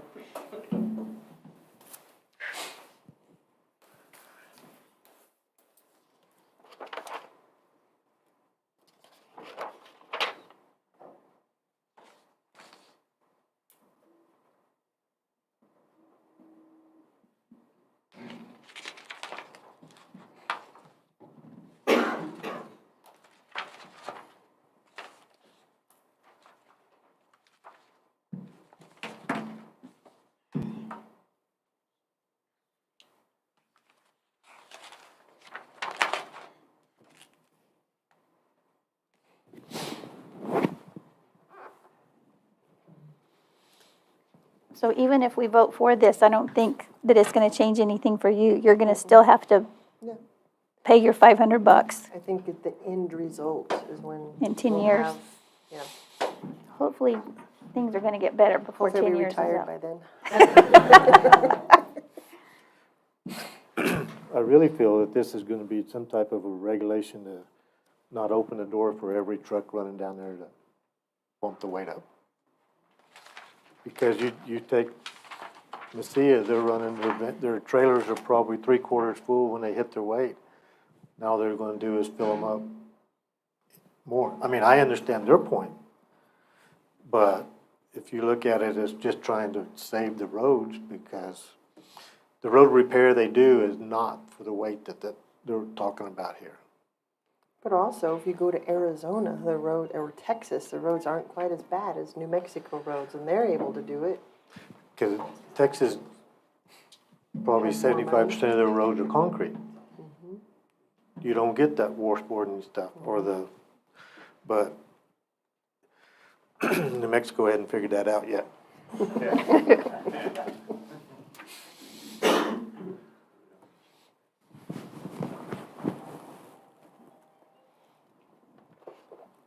I know it doesn't make a difference what we decide here. I mean, it's gonna happen, but I don't wanna support it.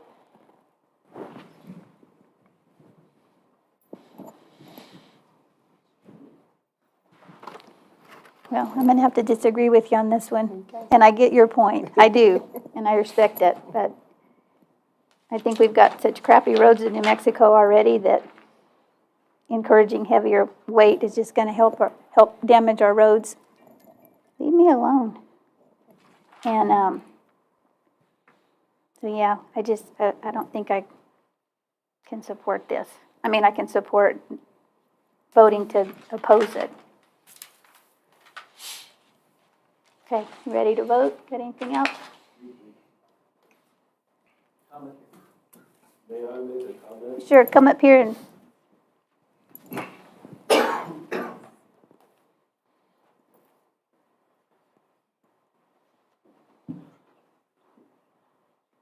Hi, I'm Bryant Fannin. I live in Bent. Good morning. Good morning, please, commissioners. I'm going to speak later, but I would like to speak toward this, please. My background is more than 25 years, union heavy equipment operator from Ohio. I operated from cranes, heavy equipment. I had a Class A CDLs. I hauled heavy equipment. And my apologies, I don't understand the permits, but I understand where Ms. Arella is coming from and the permits and the weights. And in Bent, I see the heavy weight come through with the flags, with the escorts and stuff. But I do understand the more weight you carry, the more axles you have, and the more axles, the less the roads are being torn up on the pavement. So it's and I understand what you're saying, sir, with if the roads are bumpy, then the loads tend to bounce a little bit. But I please agree with Ms. Barilla about the permits and stuff and the weight, and I just want to say I just agree with what you're saying. Please, thank you. Thank you. Thank you. Okay. Oh, sorry. I'm sorry. Sure.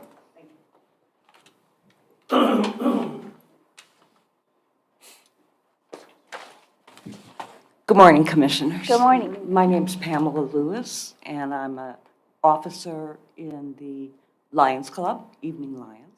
I represent them. So I just wanted to bring up something that happened to us personally on this issue. Those double trucks are going to come through here. We had the double trucks coming.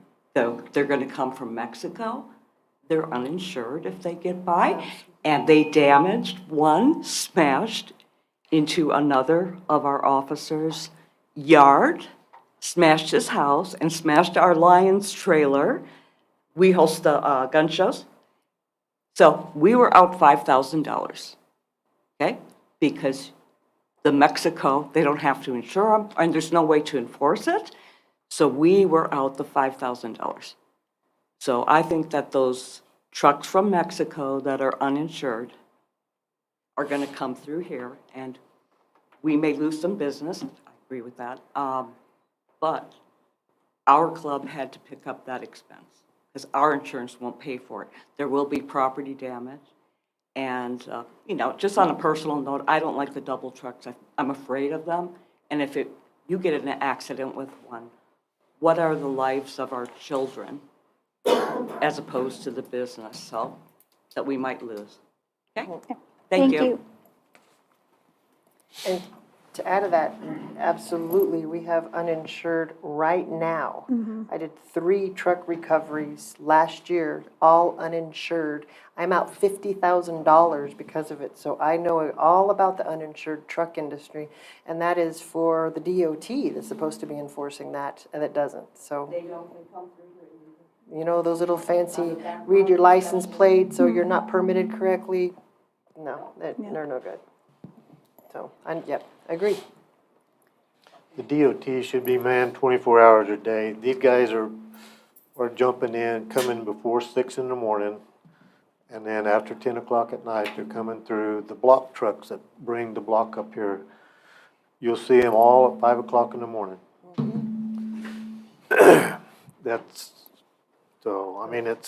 They're sneaking them in, but. Okay, we ready to vote? Okay, all right. Okay, I make a motion that we send a letter opposing Bill HR 3372, heavier truck pilot project. All in favor? Aye? Aye? Oh, I gotta get a second. I'll second that. All in favor? Aye? Aye. All opposed? Aye. Nay. All right. Okay, and then number 16, we were going to pull this because we're going to get more information on that. So we won't be voting on that today. All right, so I'm going to start reading all the rest of them. So get ready. Okay, number 2, request approval of accounts payable bills BL 31, 32, 33, 34. Number 3, request approval of healthcare assistance claims and disposition claims for March 2023. Number 4, mobile crisis response first quarter report, March 2024. Number 5, request approval of February 5th, 2024 special meeting minutes. Number 6, request approval of February 8th, 2024 regular meeting minutes. Number 7, request approval of February 15th, 2024 special meeting minutes. Number 8, request approval of resolution number 3-14-24/112-32 2024 Annual Certified County Maintained Mileage Report. Number 10, request approval of resolution number 3-14-23/112-35, a resolution supporting Luna County in their opposition to the designation of the Members Peaks National Monument. Number 11, request approval of resolution number 3-14-24/112-36 budget adjustments. Number 12, request approval to award RFP 24-010 lease management of 1118 Indiana to Otero Arts Incorporated. Number 13, request approval to award RFP 24014 design services to ASA Architects for the District Courthouse. Number 14, request approval of a letter to the governor for state of emergency regarding fentanyl crisis, human smuggling, and crime rates in Mexico. We did number 15, we didn't pull 16. Number 17, request approval to advise and schedule a public hearing for expenditures of SRS Title III funds. And number 18, request approval to apply for 2024-2025 Wildfire Risk Reduction Program for rural communities through the Bureau of Land Management and partnered with New Mexico counties. Did you read number 9? Did I skip it? I was Because you're gonna hoping go you back, skipped it. you're gonna go back and individually vote on that one, so. Amy Oh, can yeah, recuse herself. yeah. I didn't read it because Amy's going to recuse herself from that one. So I make a motion for the approval of the consent agenda items except for number 9. Can I get a second? I'll second. All in favor? Aye. Aye. Aye. Okay, so now we'll vote on number 9. Excuse me. Request approval of resolution number 3-14/24/112-34 for disposition of personal property and fixed assets in accordance with state statute through govdeals.com and online auction service. All in favor? Or you I'll second. get a second. All in favor? Aye. Aye. All right. Let me take a short break real quick. Okay, we're going to take just a couple of minute break.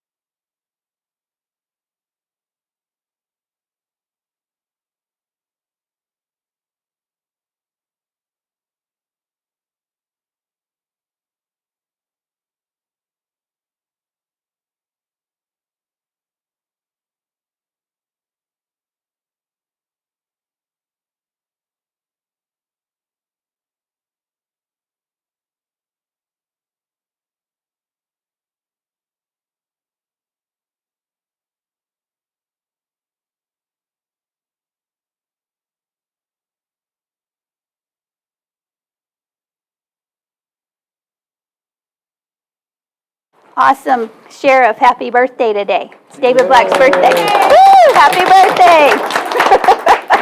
Just thought you were going to get by with it, didn't you? Yeah. I was wondering. Okay, so now we're going to go to update on road progress by Brian Fannin and Bent Road Community.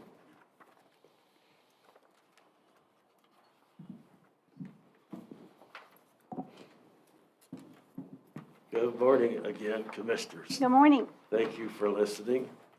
I sent you a copy of the letter, and please try to read it. Forgive my voice, please. So I'm Brian Fannin, Chairman of the New Mexico Road Commission, reside at 333 Nogales Canyon Road. And I would like to thank the county commissioners and what they do for us, and especially the road department, and also city attorney. And Ms. Barilla has been nice enough to come to some meetings for us and helped us and implement some stuff, please. And county attorney, he's been working on some engineering for a survey. Thank you. And so some of the work's been done. Has been hydraulic bush hog they've done around the roads, around so we can actually find our utilities, and which will help, and especially with spring projects, people go ahead and call 811. And I was at the pipeline training meeting, and one thing I want to pass on is now if you hit something and you don't call 911, the fine is $5,000. Wow. Also, they were clearing the culvert and did a good job in front of the post office. It's on county property. The yield signs are up, and they have helped, and you can really see those at night. Thank you. And also, I happened upon a sinkhole on Kidd Road while I was visiting new friends I've met.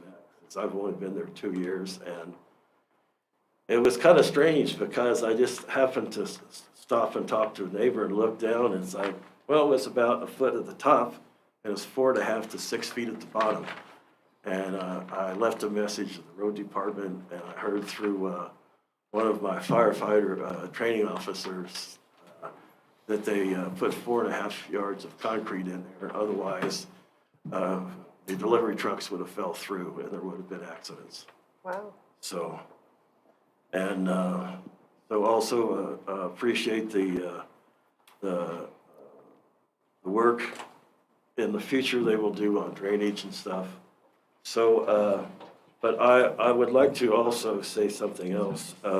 I'm a fireman for Bent. I'm 68 years old. I'll be 69 not too long. And we have, so far we have, besides our Chief Josie, we have 4 firefighters now. We started with 2 and we're up to 4. And she said she passed the latest ISO certification, just barely. And there's more to do. But I greatly appreciate this, and I want to serve my community. And sorry, so. Don't be nervous. We won't bite. Oh. Not today. Thank you very much. So we're almost finished with our traffic control as firefighters. We're the first department in the county to finish traffic control and be certified. And we have one more class, a radio class, so we can be issued radios. And I like that we're doing this right and we're being certified. And we're halfway through our class 1 certification as firefighters. We have like 12 more weeks to go, but it's nice. But we have t-shirts and jackets we're waiting on to be official and stuff like that. And when we get our traffic cards, I would really like somebody from our administration to be there because it's nice. Just let me know, I'll be there to And support you guys. so I really don't know because we're waiting on a radio class. So maybe talk to the emergency management people. And so we're so proud of what we do. But I do have a request. I'm not sure this is how you do it. We do have a very nice equipment. It's getting fitted and but through our training, we're getting everything ready for our next inspection. Because even though we can't operate them, we can drive them. But we're trying to get them fit out, so in case of a big emergency, our equipment can be borrowed.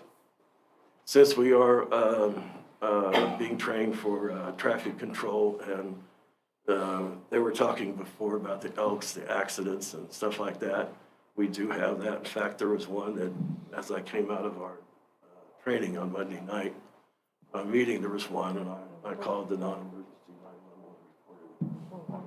So there is a UTV that doesn't work. It's not functional. We have, and I, as a fireman, I'm not an officer. I'm just a fireman. I'd like to request a 4-passenger UTV so we can use it for traffic control and wildfire. Our first truck, the 1613, is a wildfire truck. It has a remote control hose on the front for that. And as soon as we get our hours in, we have to get 50 hours of driving. We'll have that in soon because the other firefighter voted me to get certified first.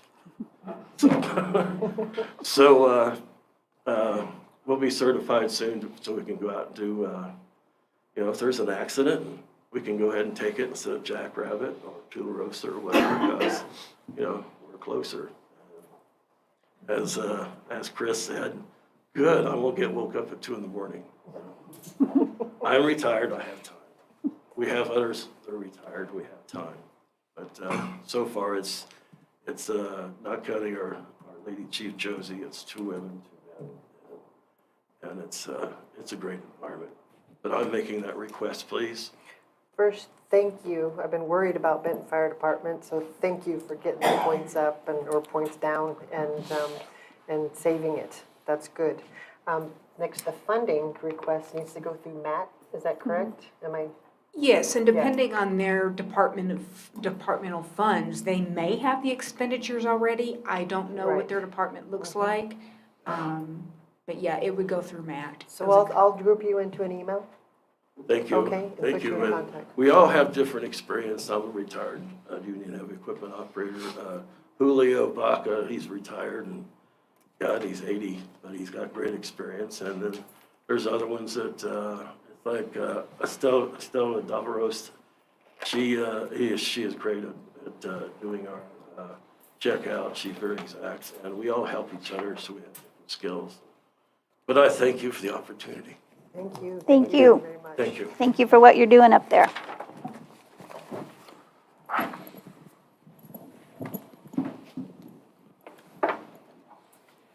Okay, Pastor Anthony Torres with Mountain View Church is requesting tax forgiveness for tax department.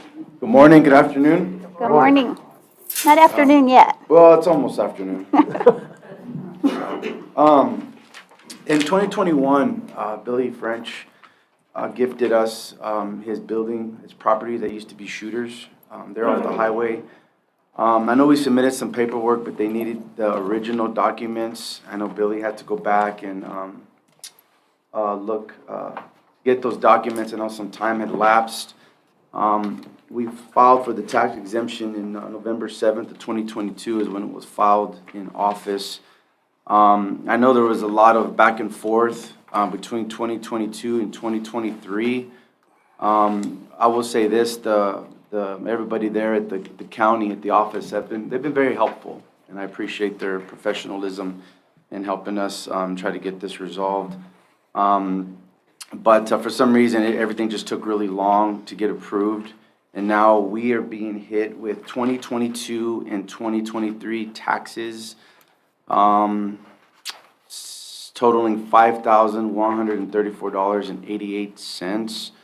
And so I guess I'm just confused, since we are tax exempt and the exemption was filed in November 7th of 2022. Like I said, there's been a lot of back and forth, and, we've been trying to do our best to resolve it. I know when we bought property, I think a couple years ago, 3 years ago, it was a very smooth transition. We had to file the tax exempt form, and everything was good from there. For some reason, this property gave us fits, or gave everybody fits, and just trying to figure out kind of where we're at today. I know that that's a lot, it's a lot to us as a church, and I won't even allow the church to assume that debt. If can't get a forgiveness, then I'll probably be paying it out of my own pocket, because I'm not going to allow the church to require that debt.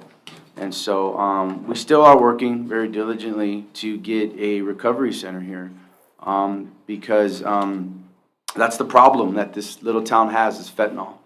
And I hope you guys see that. And crime has gone up, shootings have gone up, everything has gone up. And it's not going to get any better. And it's going to get worse, because fentanyl is coming in like you wouldn't believe. And, I feel for the sheriff, and the city police, because they have a big job in, getting these drugs off the streets. So I'm asking the county if there's some way we can look at some things. I don't know if it's got to be a state level. Again, I've never done this before, so that's why I'm coming to you guys, to figuring out if there's something that we can do to somehow get forgiveness of this debt. Since we are tax exempt, Mountain View Church has been in this city since 1962. It's been in this city for a very, very long time. And so just trying to figure out what we can do to resolve this, I guess. I know I've been looking into this for a couple of months, and the statutes and all that kind of stuff, and talking to legislators, and because of anti-donation, there's no way around it. But I just thought of something. Because he attempted doing this on the 15th of November and was only lacking the federal tax ID number, can we go back to the date where he actually applied for the exemption status and start from there, versus bureaucracy of paperwork taking 2 years to get done?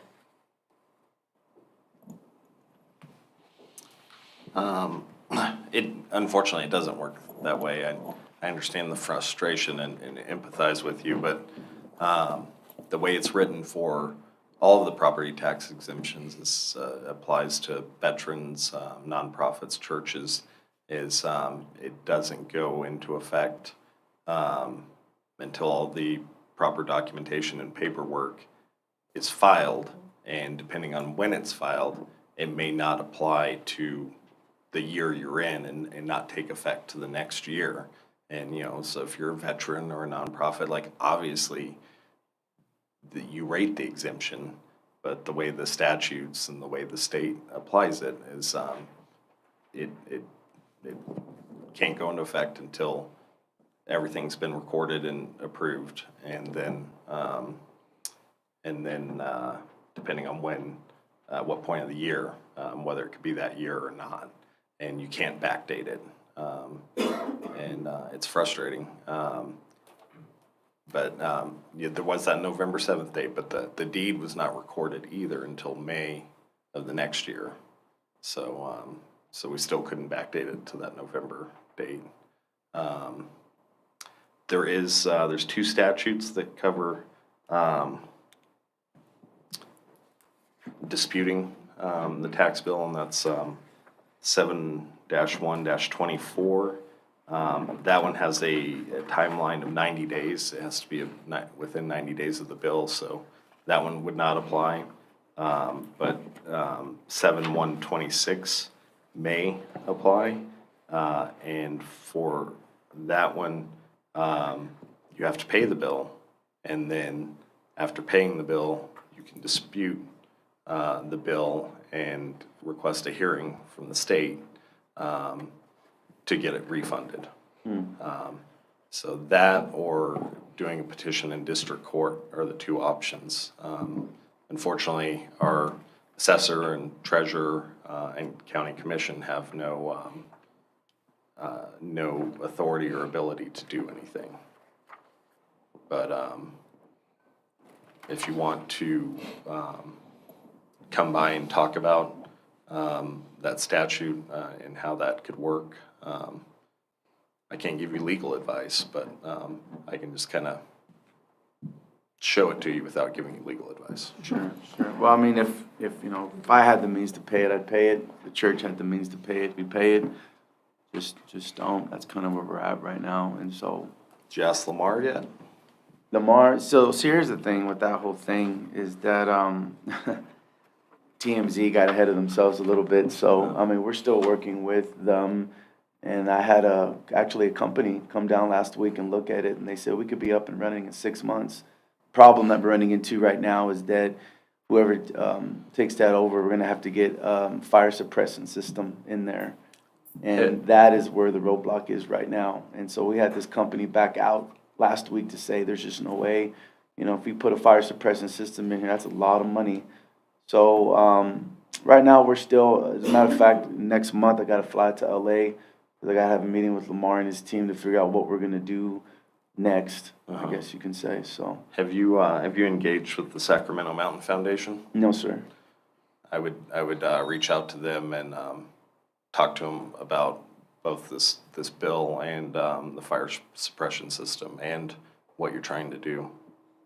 Because like you said, there's a need, and they're looking to fund our community's needs, so.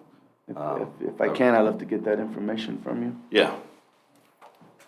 And then last night, I was thinking too, the city and the county, they get land donations all the time and say, we're donating this to the county.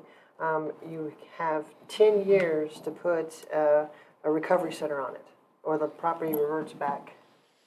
Would that solve this problem, where if we were gonna put a facility out there in working with Pastor Anthony to facilitate everything, is that an option? And what would it do with those taxes? The obligation for those past taxes would still exist, and then there's the whole bureaucratic process to get land. We just can't get it. Has to be surveyed and appraised, and you're talking $5,000 there, and then the state has to approve it. And then we have to go out to bid for services. You can't just give it to them. So, not simple, of course. I don't think anything is simple anymore. It's not. So, RB, clarification on this paperwork I got on this one. It is the non-governmental entities presumption of taxability claiming for exemption. Can a church apply for tax exemption on the property tax? Yes. Then when I'm reading this right here, it says real property owned by non-governmental entity is presumed to be subject to taxation under the provisions property tax code unless exempt has been claimed and allowed in accordance with this section of respect. So it's just a process of going through a paperwork process to apply to be able to get that, right? You have to claim it, and the process of claiming it involves completing the paperwork and getting approved by the assessor. So like I said, even if your church or veteran,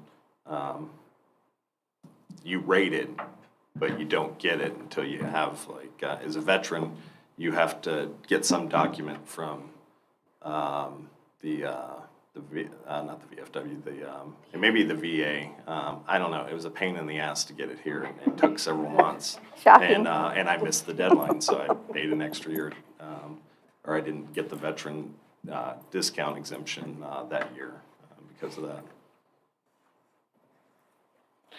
Have you applied for the exempt? Is that? He has it now for Yeah, okay. 2024 taxes, I believe, or. Yeah, and I wanted to clarify that too. Come on, James, come on up here so we Mike. can. Come on, James, sit next to me. Come on, James. Good morning, commissioners and everyone involved, Pastor Torres. Yeah, and exactly what RB is saying is we have been talking back and forth for almost a year and a half now, 2 years, and exactly what he was saying. The only holdup I had was just the actual recording of the deed, and when it was recorded after the deadline, that's where it was kind of falling short for our end. And I mean, I have already gone out and I went to go make sure, you know, what we do whenever we do appraisal inspections, things like that, is we go to find out, is it look like it's being used for what it's being said it's being used? Because of course, we have a lot of people that, you know, I have a lot of different church entities that actually try to file for exemption as well. And I go out to their property and it's like set up for complete home use. And I'm like, I need some evidence of something, you know, like, one Bible on the table is not gonna, you know, be able to do what I need to do for it to have the due diligence to approve that. However, I did go inspect the property with my chief deputy Ricardo, and we went and looked at the property itself and everything. We saw that you could tell that they've used it a couple times. They have, you know, the setting to where it looks like, yes, it could be used for this, and we hope that that's what it gets to be used for, because I think it is a great need that we need in this community. And I you know, I thank you for trying to go through that front and everything to help out members that might need that outreach and things like that. We do have it ready for 2024 exemption. And again, for us, the other thing that makes it a little bit tricky is when you have your main facility in one parcel in the county, and then your other parcel is, you know, further away where it's not really adjacent to the property. Like, I've had churches, again, where they say, oh, we own land, you know, on the other side of town and we use it for parking. I'm like, you have a shuttle service? Are you like, well, I don't, like, I can't just approve that. So we've actually denied some requests for that as well. But this being, it's its own entity that is in conjunction with the church, I did my due diligence. I called to the state to make sure, hey, can they use the same ID number? Because it is under the same church, and they approved to say, yeah, that's fine and everything like that. The only holdup for us was just that the deed being recorded, and that at that time I can't, like you said, backdate it and, you know, make any changes, and that's where we've kind of had the snag in this whole process. So what is the solution here? The best solution? As far as within the tax code, it's that statute 7-1-26 that allows for a person or an entity to contest a tax, but to initiate that process, the tax has to be paid, and then from there you send a request to the state tax department requesting a hearing to consider a refund. I mean, on its face, like the likelihood of success of that is low, just because that's the process they have laid out and that's what they stick by, and there's no evidence to show that the information and the claim was filed in the timely manner that would be required to be exempt from the taxes we're talking about. So you're basically telling me that we cannot help Mr. Torres on this situation? No.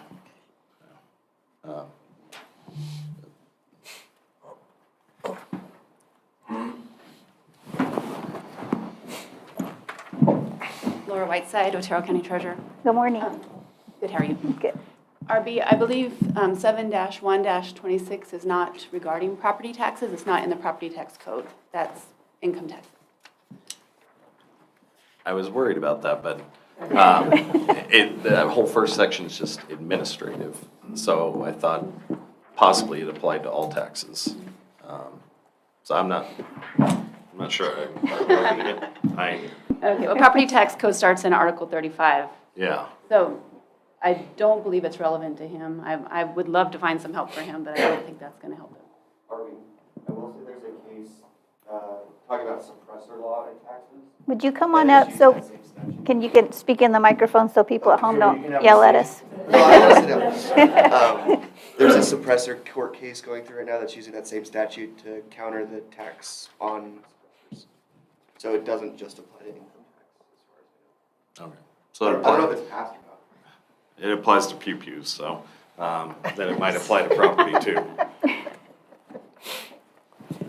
I was reading somewhere, and I can't find it today, that this could be taken to legislation, and I've never seen anything like this taken to legislation before, but if 2/3 of the legislators vote to support eliminating this tax, that would be an option. I don't know where I read that last night, but.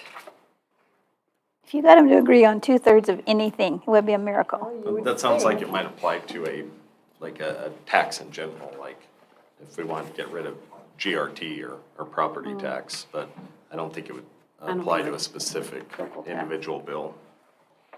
And I was thinking it'd be easy to get 2/3. I mean, that everybody supports recovery centers.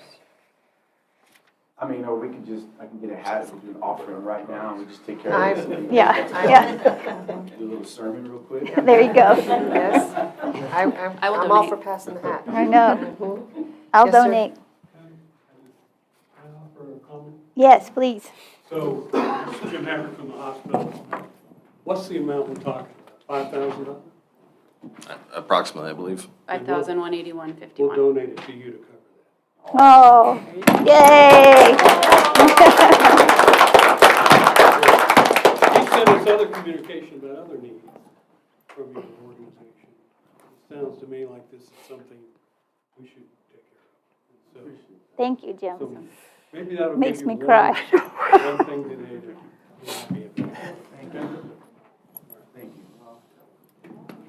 Problem solved. Thank you, Jim. That's pretty cool. I'm a hugger. Can I give you a hug? Absolutely. I know. Got two commissioners crying. Are you crying? He is. He is. Oh my God. I'm just a softie. Oh, that was so cool. Thank you. Yes. Praise God. Wow. Okay. You don't see that often at a commission meeting. Okay. All right. Number 21, Casantha Moodley and Danny Tamaris are presenting on the U.S. Department of Energy-supported Soul Smart program that offers communities free technical assistance and recognition for best practices in support of solar development. Commissioners, this is virtual. Oh, okay. Give us a minute to get our stuff together. Can't get it together. Quit balling. Gosh. Wow. Telling you. That was cool. Yeah.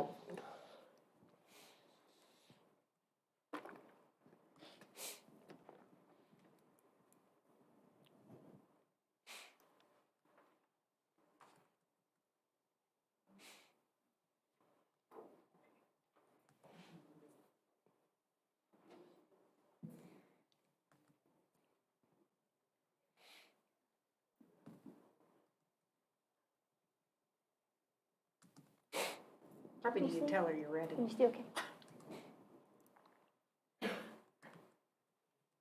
Oh, no, can't hear.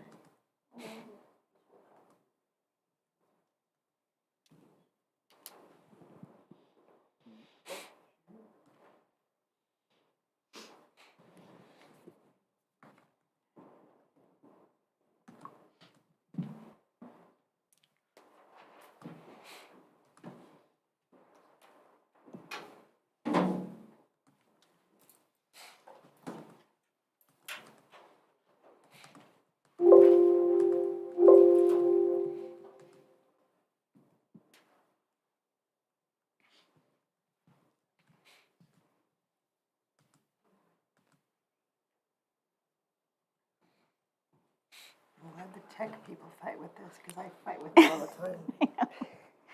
You have to love-hate relationship with Zoom.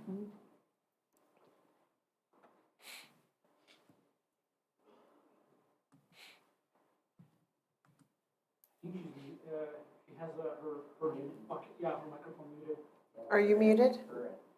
No. Oh, we can hear you. Now we can hear you. Fantastic.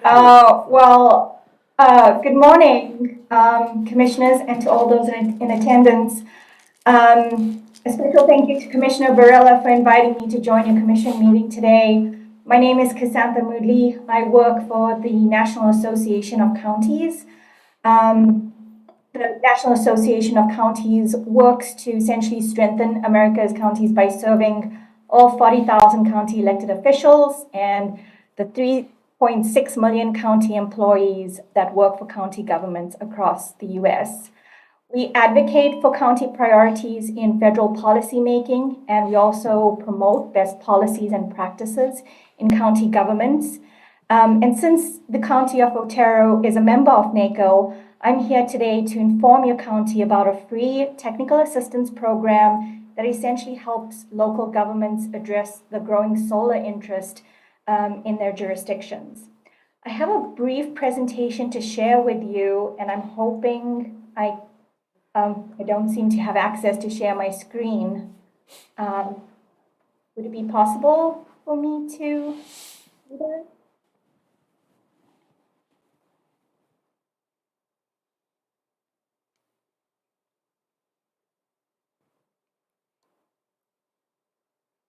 Oh, there we go. Thank you.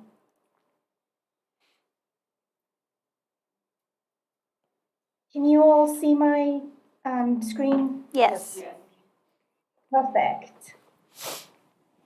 So I'll kick off with a kind of just a very general overview of the SolSmart program.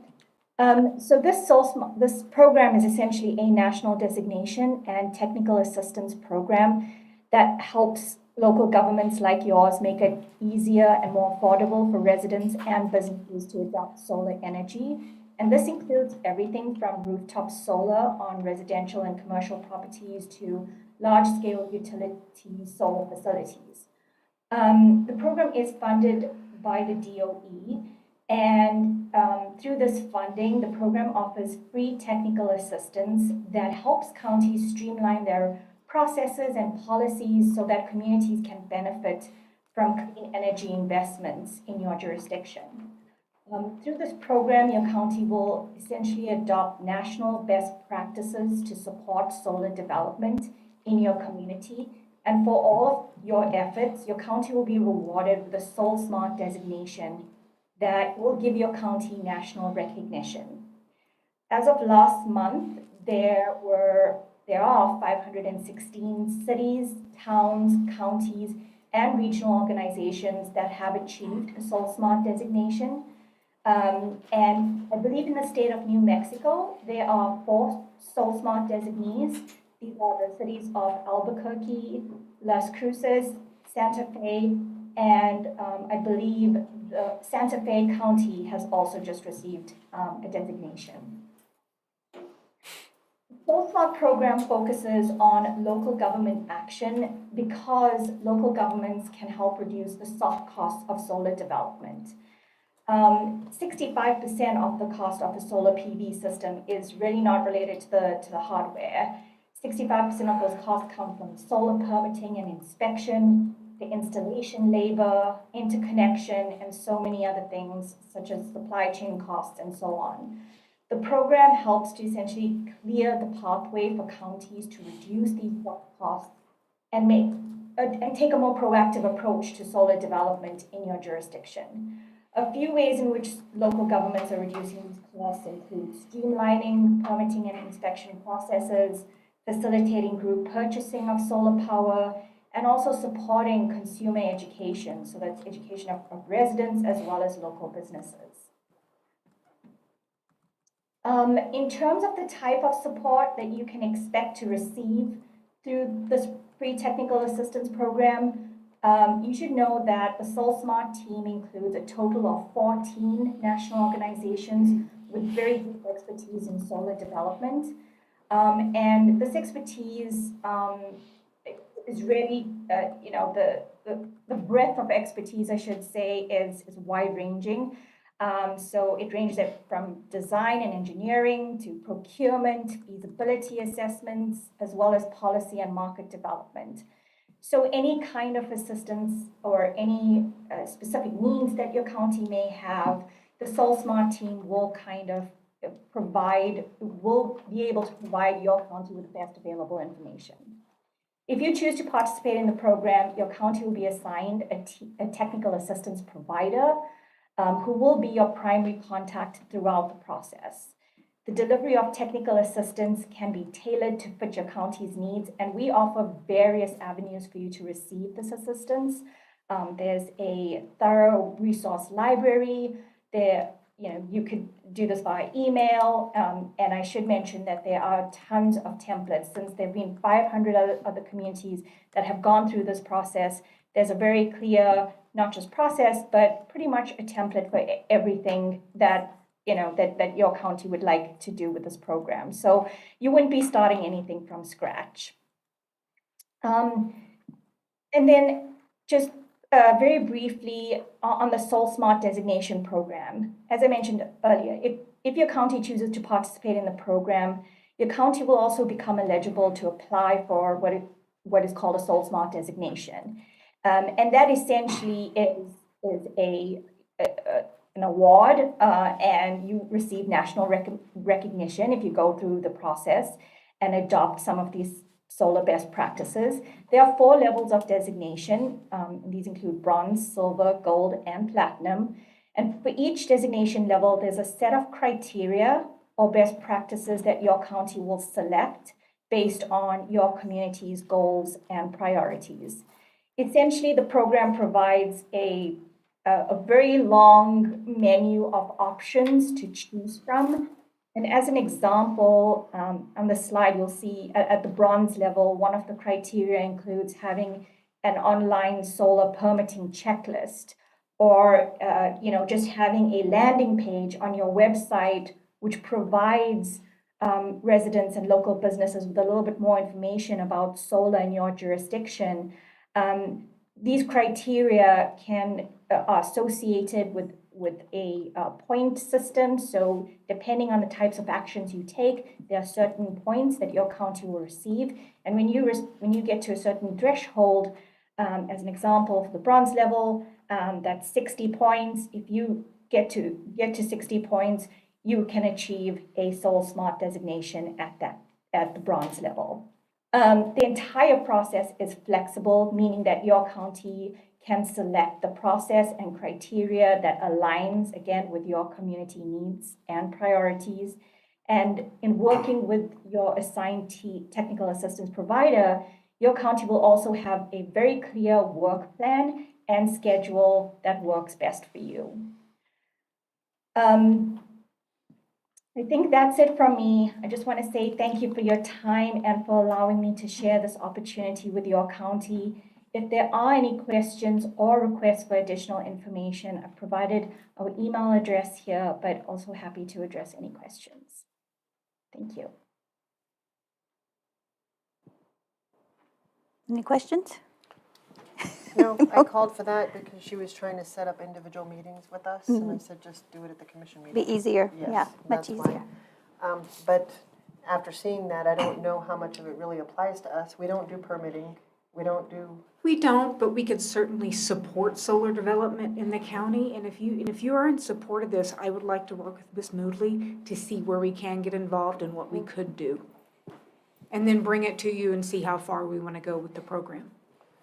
So one of the questions I have, is this like the big solar field setup, or is this for individual homeowners? Is it for both, or?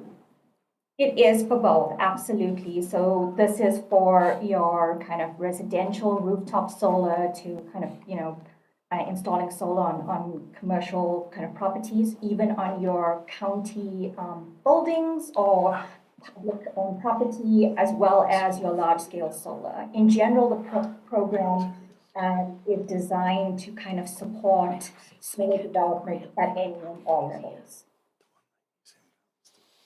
And if I may just address the earlier point, just in terms of, I know I mentioned permitting and inspection quite a bit.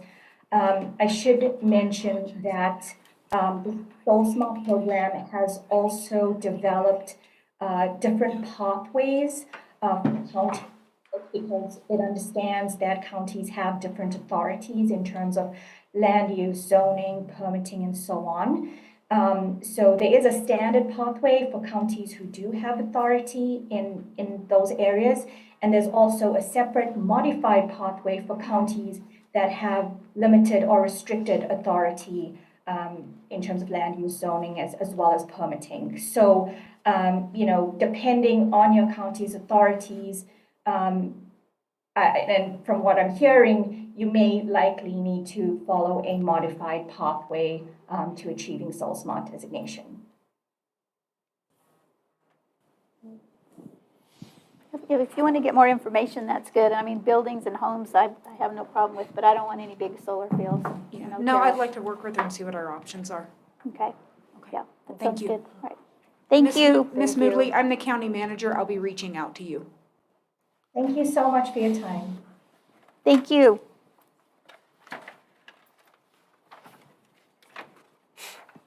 Okay, so now we're going to move on to our public comments. And the first one on the list is Sandra Eaton.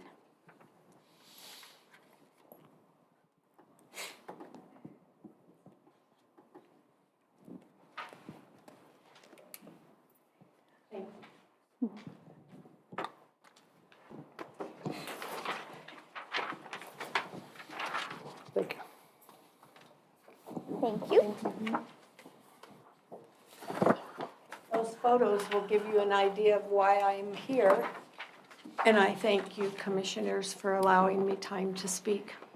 However, I'm going to bypass that and just ask for an update on this property on North Florida and to inform me what your plan is moving forward to take care of this. I'm embarrassed by this It's a mess. situation. The traffic that is on Florida sees it every single day. And instead of getting smaller, it has been getting bigger.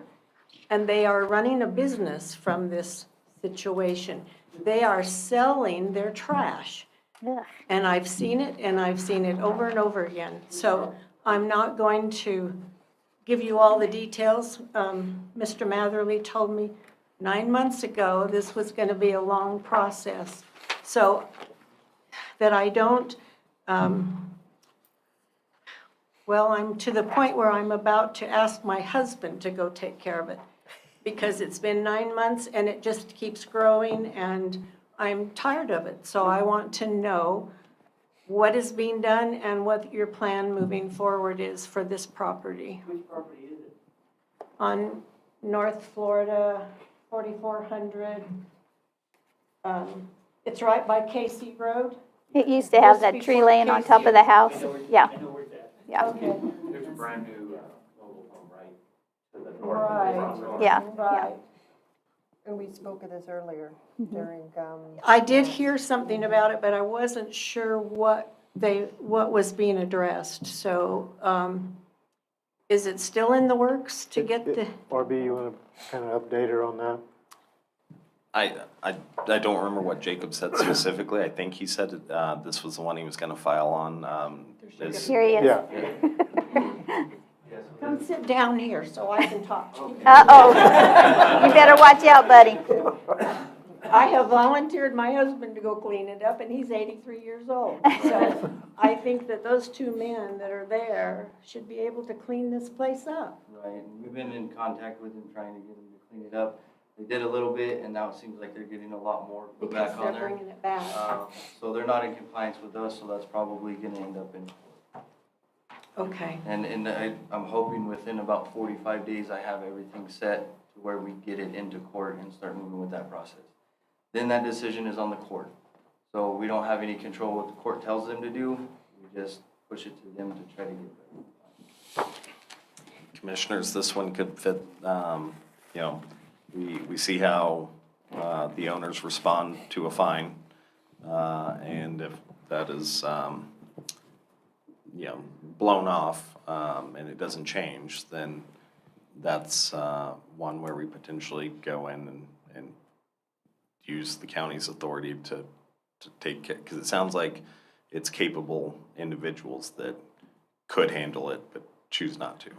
So No, they're actually not mentally cognizant.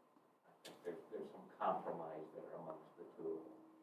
oh well, not surprising. Okay, so. No.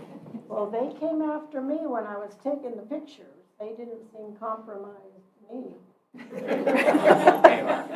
Okay, I'll take your word for it. You probably know more about it than I do. I have acquaintances who deal with it. I've tried to help them in the past, and they're not all there. Well, I did see a big U-Haul truck there, and it was there for 2 days. So I thought, oh, good, maybe they're going to move some of that trash out, or they could be bringing more in, because it comes clear up to the edge of the road. And sometimes we pull over to the next lane because somebody's there buying something, tires, or now they've got a small TV that's sitting out there that's for sale. I'd rather they go to our store and buy a TV than go to that place and buy No kidding. one that's this big. Yeah. You know, well, anyway, I've taken up enough of your time, but I see the look on your face every time I show up at a meeting, because it's like, oh, she's back. But it is an embarrassment to our community and to our county to have that there, and I'd like it taken care of. I agree with you. Thank you. On that note, we are still accepting applications for people that want to be on the Keep Otero County Beautiful Committee. I was thinking the same Yeah. thing. I'll volunteer myself and my husband. Okay. Dave, we're on all these trash pickups. We try to keep our canyon picked up, and we'd be happy to work. Awesome. Okay, Sherry Atkinson?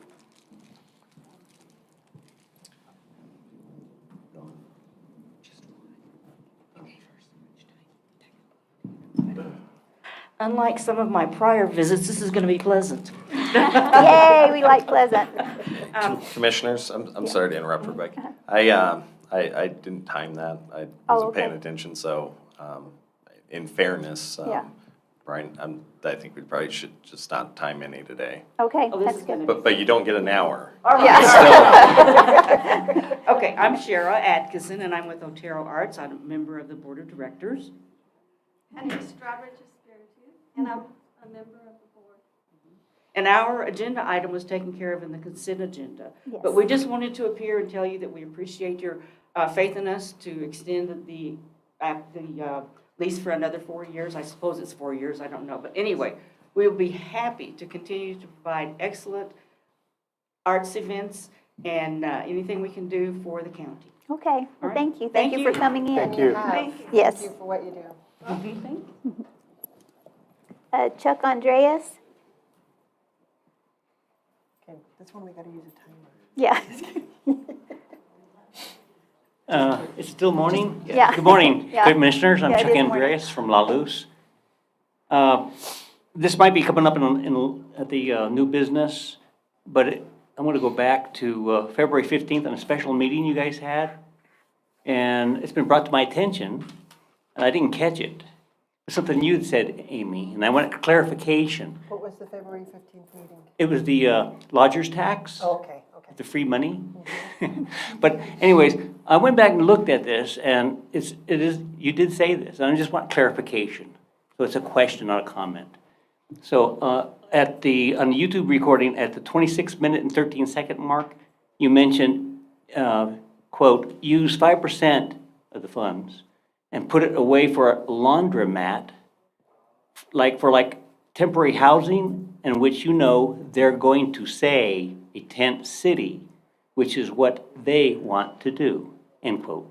So the questions I have, who's they? And then the term tent city. So there's several questions underneath that. Who's that, where, if it's proposed, where it's proposed, and when?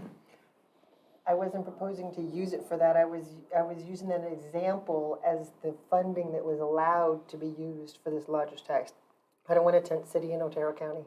I don't, but I was using that as example of the funding allowed. That's it. So there's no evidence of a tent city? They is the United States, the administration that's allowing all of this to happen. Okay, That's so they. there's nothing on the agenda plan? Thank you so Yes. much. No. Gets that clarified, that's all I want. Yes, Thank you. no. Ron Mays? That's He's Forest from the Service Forest Ron. Service, yeah, I Yeah, thought he's so. good. And Jeremy Clements, he was with Forest Service too, so. Mark Douglas, shooting range.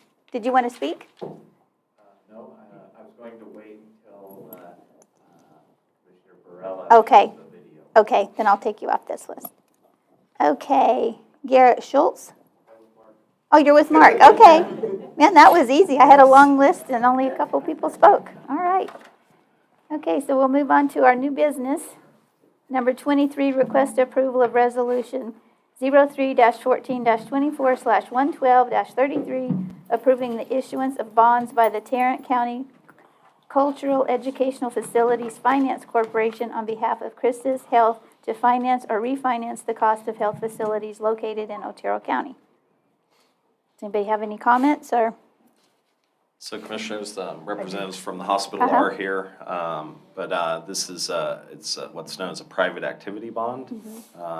It doesn't obligate any financial obligation on the county or anything. There's a federal tax break that accompanies it, and so in the Internal Revenue Code, one of the requirements for one to happen is that the local government official or local government gives it a thumbs up.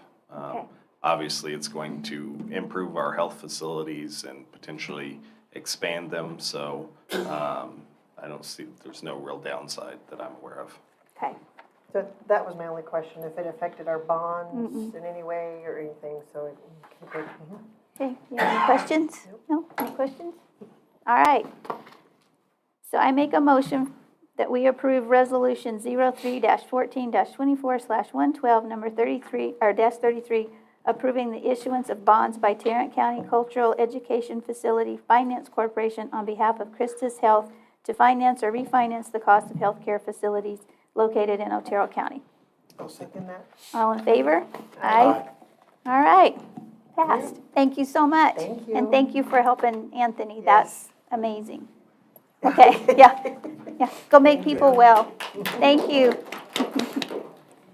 Okay, number 24, request approval to advertise and schedule a public hearing to discuss and consider approval of a county lodger's tax. That's our earliest date we can set. My calendar. Oh.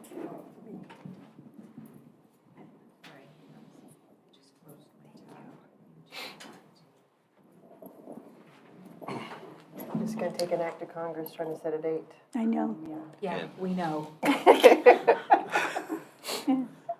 So probably the first week in April. And that's even pushing it. Let me see. I would think.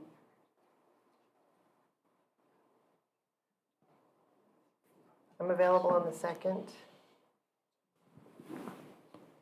And that's it for that week. Could we, I hate to do this, but You can do this at night or during the day? Preferably in the evening so more people can attend on an issue like Okay. this. would the 11th be okay? After the regular, After regular, like we've done 2 in the past? meetings in the same day, one at 9, one at 6. On the 2nd? On The 11th. On the 11th, oh. I can do that. The 11th. Yep, I'm good. That was easy. Did you do that? Did you ask your secretary? Yeah, she can Cheryl, do it. can he do that on the 11th in the afternoon? I know, this will be in the evening. 6. Okay. We got approved by the boss, so looks like the 11th. And Commissioners, just on this topic real quick, I did have some discussions with the city, and there's openness to consider reinstating the lodger's tax in the city. And when it was pulled before, there was some misconceptions about the use, like they didn't know about the ability to, if you put in the ordinance that the remaining 11 months of accrual can be applied for any purpose that the city or county puts in the ordinance. So part of why they got rid of it was they were having trouble spending it and were worried about staying within the guidelines.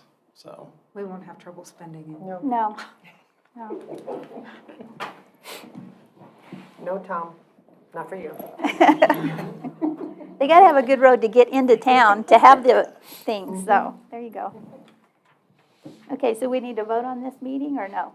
Just need to set the meeting? I guess voting can't hurt. Okay, all right, so I make a motion to approve, to advertise and schedule a public hearing on April 11th, 2024, to discuss and consider the approval of the lodger's tax. I'll second. All in favor? Aye. All right. Number 25, request approval to pay for the new lighting at the intersection of US 54 and Angelina Boulevard. So Commissioners, Tom and I have been in discussions with the NMDOT. They've been working on this for several months on 54 and Angelina, and what they're going to be doing is realigning Angelina so it doesn't come in an angle, but there's a 90-degree connection. They're going to be putting acceleration and deceleration lanes in, and then one of the things they want to do is put in lighting at that intersection. This is on DOT property and right-of-way, and they're requesting that we pay for labor, repair, maintenance, and replacement of 27 lights. The replacement of one light is $10,000. Wow. Holy Yes, cow. for 27 lights. We do maintain one intersection for them, or I think it's two, at 82 in Florida, and I think we have another one on the relief route. Yeah. A third one, which, Ludlows. Ludlows. Yeah. But and that was done way before I was manager. I don't know who took those on then. I personally think we shouldn't have. It's state property. But they have made this request, and I bring it to you. Can we fix those lights like they fixed the bypass? I second that. And the thing is, we don't have the ability to do that, so we would have to put out for bid and get someone on contract to always take care of those for us. Or like some of our lights, the city doesn't, we pay the city. Well, I can guarantee you, if you ask them to do something on a county road, they would say, no, I'm Right. not doing nothing on I disagree on Me too. a state highway. Yeah, I agree. Yeah. Disagree. You had me at 27 lights at 10 grand each. Right. Okay. Yes, thank you. Okay, I make a motion to not pay for the new lighting at the intersection of US 54 and Angelina Boulevard. You need to read it how it says. and then Well- we'll say no. Vote on it the way it is and then just. And then you'll just do it? Okay. Vote no. Okay, I make a motion to request approval to pay for the new lighting at the intersection of US 54 and Angelina Boulevard. All in favor, say aye. I'll second it Oh, first. you second. I keep forgetting the seconds today. I'm off my game. Okay, all in favor, aye. All opposed, nay? Nay. Nay. Okay, number 26, discuss whether there is interest to go out to bid for the management development of a cell tower ordinance. Then Commissioners, Matt partook in a webinar with the gentleman that's proposing this, so I'm going to have him explain this. Good morning, Commissioners. Matt Clark, Emergency Services. Morning again. So as Pamela mentioned, I sat through a webinar with a company on doing a cell tower ordinance.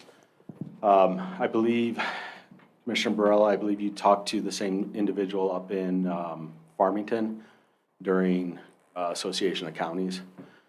But basically, doing a cell tower ordinance,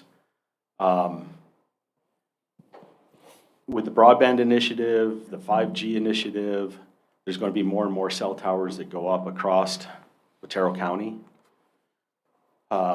We've had a cell tower in Cloudcroft collapsed a year ago.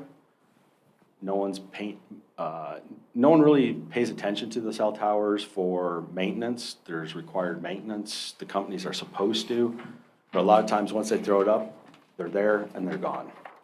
So having the ordinance and a company watching over the cell towers, make sure that they're getting the inspections, they're getting all the FCC approvals that they need, they're staying within the confines of what the FCC has published for them. And it's just a company that's going to go out and watch and make sure that it's being taken care of.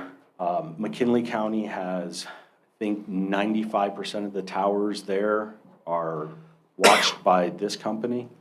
They were one of the first ones in New Mexico. There's, I think he said 7 counties right now that are going to a cell tower ordinance. It will generate a little bit of revenue to the county, and all of it is based off of how many new towers do go up. You can write into the ordinance on even existing towers that they start collecting data on that so that we don't have another collapse. We had a collapse in Lincoln County up on Buck Mountain probably about 10 years ago. I think it was AT&T's tower was overloaded, and in the wind, it fell down and almost took out 2 other towers with it when it came down. So it's making sure that there's room when you do put up towers. So I really don't think it's a bad thing. But again, this was a private company reaching out to us to say, this is what we do. No cost to the county, they do everything. Do you see a downside to it, RB, at all? I don't know enough to give you an answer one way or another. Yeah. It was WTS cell towers that was up at Farmington. I know we need more cell towers because our service sucks. No kidding. Especially in the and mountains. there are more and more that are coming. So this is another, we gotta meet, we gotta write this ordinance. I'm assuming they help us. So we would still go out to bid for it, even though no cost to the county. They would, in a sense, take existing ordinances throughout New Mexico and tailor it to Otero County's needs. And yes, they would help write that ordinance, go through everything. Would that cover when the tower is no longer in use, of them removing the tower at their expense? Because we don't want to do that. Yes. we don't want to be on the county. We would not be responsible for that. They're the ones managing all the cell towers, so to speak, making sure that they stay in compliance, and when the tower is no longer needed, is there another agency that could use that tower? And then asking the cell phone companies or the owner of the tower to tear it down. And Commissioners, there is no cost to us. They charge fees for their services to these companies. I don't know how much, but they say we would get a small portion of that. So there's nothing for us to take care of. They handle everything. So what happens, we put this out for bid, and we award it, we write the ordinance, and 10 years from now, they say, we don't want that job anymore, then it assumes onto the county? No, we go back out for bid for another company. Did they manage the permitting? Yes. Okay. I'm looking at McKinley counties, and they designate a special projects coordinator along with the legal department to manage the permits. This company has told me they handle everything. They basically have a point of contact at the county so that it's not just them, because it is a county ordinance. There's a point of contact that they work with, but they handle everything. They've got the engineers on cell tower designs, making sure that everything is built accordingly. We just had a tower go up in Mayhill. Was it built to specifications? I couldn't tell you. That's not in my area, but they would have been able to make sure that it is inspected as it's supposed to, so they don't collapse, because that's a real thing. And how do our emergency towers play into this? Are we gonna end up paying them for using our own towers? No. Okay. That's written into the ordinance that governmental use is exempt from applying for the permitting fees, but they would still monitor the tower and make sure that we're in compliance as well. Sounds like it's worth looking into. Who wants to make a comment? I think it is worth looking into, and I think it will protect a lot of people. And did you want to make a comment? Yes, please.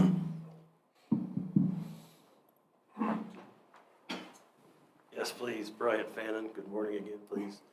Will this be an opportunity for employment for our county citizens, since this is contractors coming in our area? They will not be coming in the area. They work out of Albuquerque or wherever they're located, and they'll have all staff on hand that handle this business. Thank you. So, no, is the answer. I know. And commissioners, you know, I put this on there to request to go out to bid. We don't have to go out to bid, we can just hire this company. However, we have always been wanting to be fair to private companies and businesses for a chance for our business.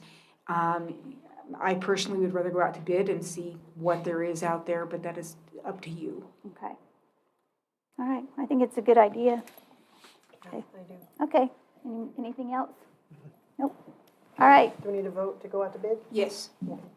I make a motion that, oops, I don't have it in front of me. Number, the development of cell tower ordinance to go out for bid for this, to rewrite the ordinance and create an ordinance. I'll second it.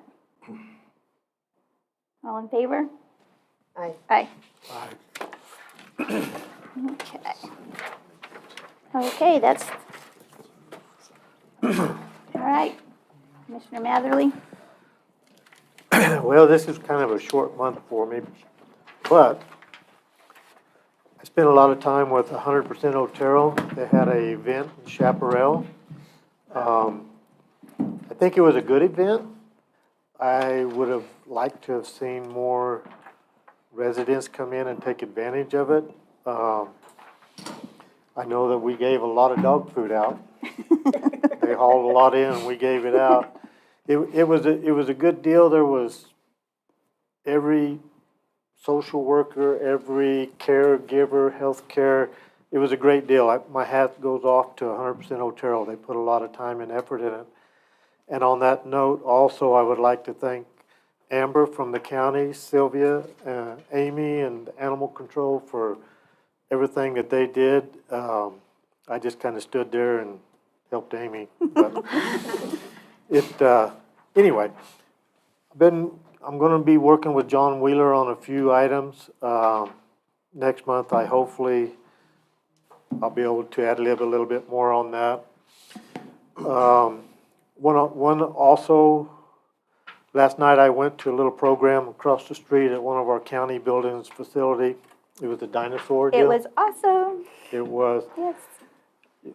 If you see any of the staff from the Flickinger, give them a big thank you. There was probably 600 people in there. Probably 400 of them were kids. Smiling, laughing, cheering, petting the dinosaurs. It was a great deal. And they had the free school show yesterday afternoon, so. But it was a good deal. So if you see any of those people over there, tell them thank you. That's what we need. So that's about it for me. Okay.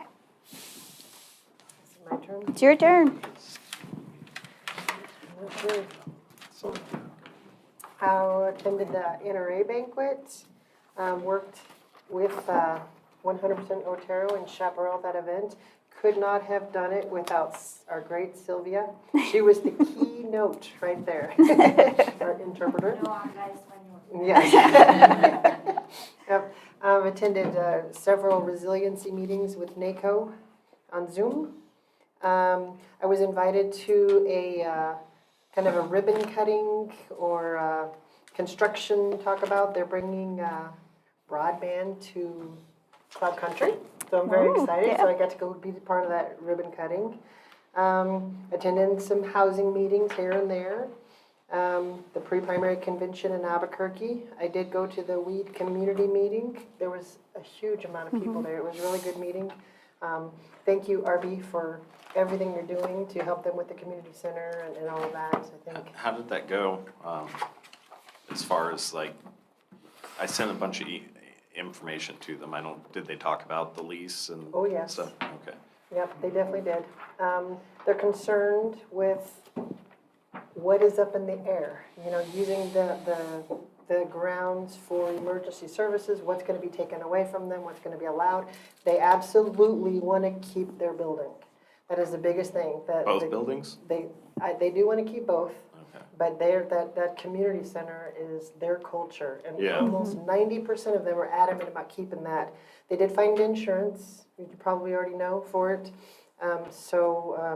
Moving forward, just helping them, whatever we can do to keep their building and help fix it up for them and all that. We need to move that same. It was a good meeting. Just Okay. and I attended the Otero County Soil and Water meeting, and probably a few more meetings I'm forgetting about. Yep. Did you want Oh yeah, Mark? I gotta get Mark. So last month, I watched this video, probably about 2 months ago, watched this video, and very excited about our shooting range and its developments. I know we get to hear from Mark and how excited he is, but we have other people that are excited too, so we do want to show a video.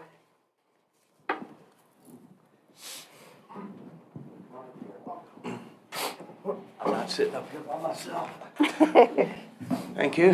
My name is Mark Douglas. I'm the director of the best outdoor public shooting range in all of Otero County on Rockcliffe Road in La Luz. That is the only recreation department for the county. With me is Garrett Schutz. I want to call him Schultz, but Schutz. Garrett is a master class competition shooter, and I brought him along to provide some content for us. This is a podcast with these two gentlemen here. Okay, I'm going to have Garrett just explain. Yeah, that's fine. He works with both of them. So on the left is Josh Zolweg. He's a New Mexico native, works at Ergo Grips, which is one of the largest firearms manufacturers in the state. Not firearms, firearm accessory manufacturers in the state, up in Albuquerque. And to the right is Tim Herron, multinational title wins in single stack, grandmaster, meaning top 5% in the sport ever who have shot the sport.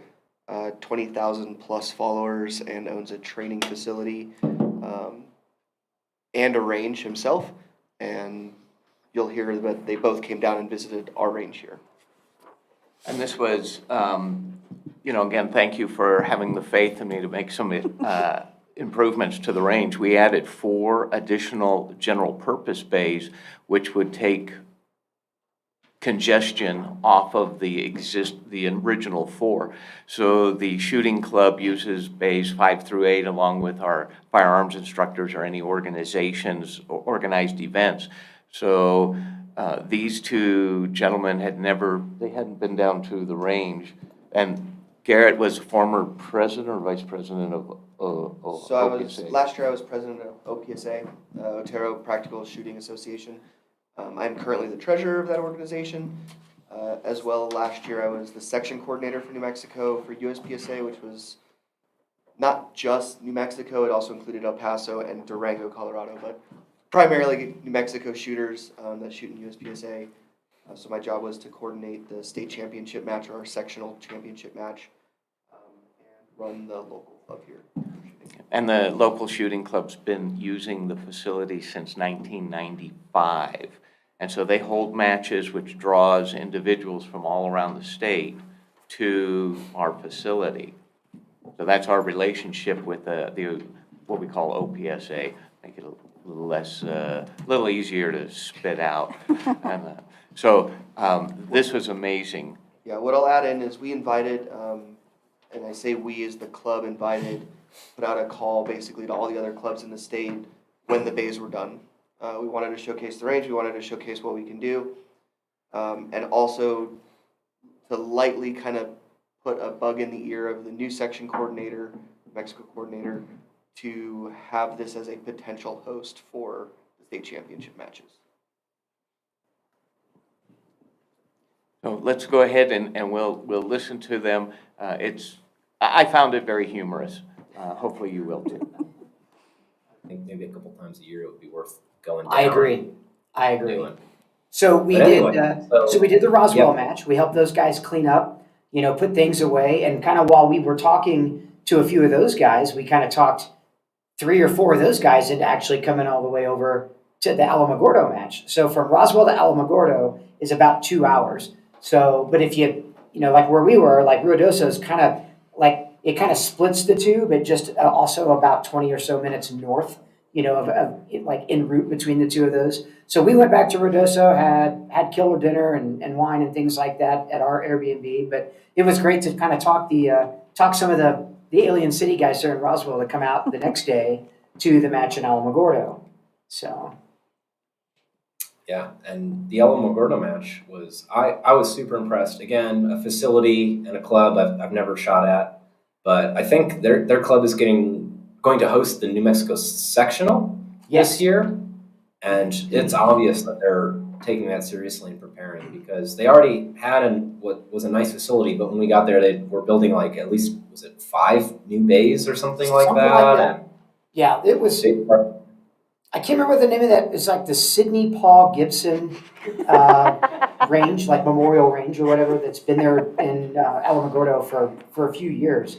They've always had a really good, I guess, local match and local turnout. So they pull shooters from like Las Cruces. They also are known to pull shooters from like El Paso, Texas. And those guys will all come up and shoot that match. So, but yeah, I wasn't for sure what to expect, because I mean, in the 6 years I've lived in the Albuquerque area, I've never gotten an opportunity to shoot any other local matches or club matches, around the New Mexico area. So I wasn't for sure what to expect. I don't think any of us were. And then when we got there on Sunday morning, like, holy shit, like they got a hell of a facility. So when they said, and I'd heard rumors, they were like, we've added some more bays. And I was like, of course, like, how big is this facility there in Alamogordo? I was expecting like true Spartan resources. And we get there, and these bays are unbelievable. I mean, the side berms are like 17 foot high. The back berm is like 20, 25 foot high. I mean, it's the floors of the bays are perfectly level. I mean, they've got a lot of equipment, a lot of props, and all kinds of things. And man, the stages, we shot 4 stages with the class fire, so 5 stages, and very well organized. The stages had tons of options on all of them, even some that were kind of like, well, this looks pretty standard. Like you start over here and you're going to go over here, and then like you'd go over there and look at something like a different array, and you'd be like, wait a minute, what if I go here first? So I mean, you really had to kind of put your thinking caps on a little bit to kind of problem solve better on those stages. So, but it was great. I think their entire match pulled. What'd she say? I thought the registrant said something like 38 to 40. I think she had 41 truly registered, and I think we had a couple, 2 or 3 drop out, so we ended up with 38 or 39 shooters or something like that for the match. So I mean, for Alamogordo, and if anybody knows anything about Alamogordo, I think we also looked up their population. The whole town of Alamogordo has like 36,000 people. So to have 40 shooters signed up to come to that match was really impressive. They put on a hell of a match. Well, they're definitely going to pull more Albuquerque people, because I want to go there again as well, for sure. Yeah, and like you said, the facility, the new berms especially, were all amazing. Felt almost bad to put lead into those things. But, yeah. But we sure did. And, it's interesting, like, city to have the sectional, because it's kind of, like, I think hard logistically for people to get to. But, man, once you're there, it's such a convenient range to shoot at. Not only is it a nice facility, as we've expounded on, but it's literally right on the edge of town. I don't think it's possible to be in Alamogordo and be more than 15 minutes. Oh, dude, yeah. I mean, in Alamogordo, from the range, we got there a little early. The range wasn't open yet, and we drove like 8.5 minutes back down the road and found a couple, like 3 or 4 different coffee shops, and grabbed coffee and breakfast, and then headed back to. I mean, it's in a randomly extremely nice grocery store. That Lowe's or whatever. Grocery store, I carpeted it. It was crazy. Yeah, so the facilities, the amenities, I think, are there, and it's convenient. You've got it's got plenty of hotels. Yep. It's an easy drive from Las Cruces. It's an easy drive from Roswell. It's a damned easy drive from Albuquerque, Santa Fe area and things. If you're an out of towner and you want to come in and shoot the match and you decide to fly in, I mean, I think it's an hour and 10 minutes or whatever from El Paso. So I think El Paso Airport was probably the closest airport to fly into. But yeah, I mean, the infrastructure in Alamogordo, I was a little like hesitant at first when they kind of announced at the end of last year, at last year's sectional, that hey, next year's New Mexico state match is going to be in Alamogordo, but now I'm super duper excited and stoked to go down there like on that Wednesday before the state match and help them set up and, hopefully be able to shoot the match because, man, that facility is awesome. They're planning, I think, like 12 stages on just two-day as many format. rooms as they have. So, I mean, it's going to be a hell of a time. It's going to be a legit match for sure. I 100%.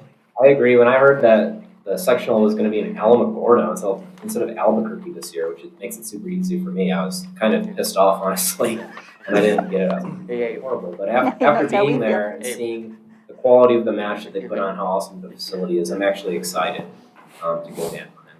So we're real happy about What this. did you pay them?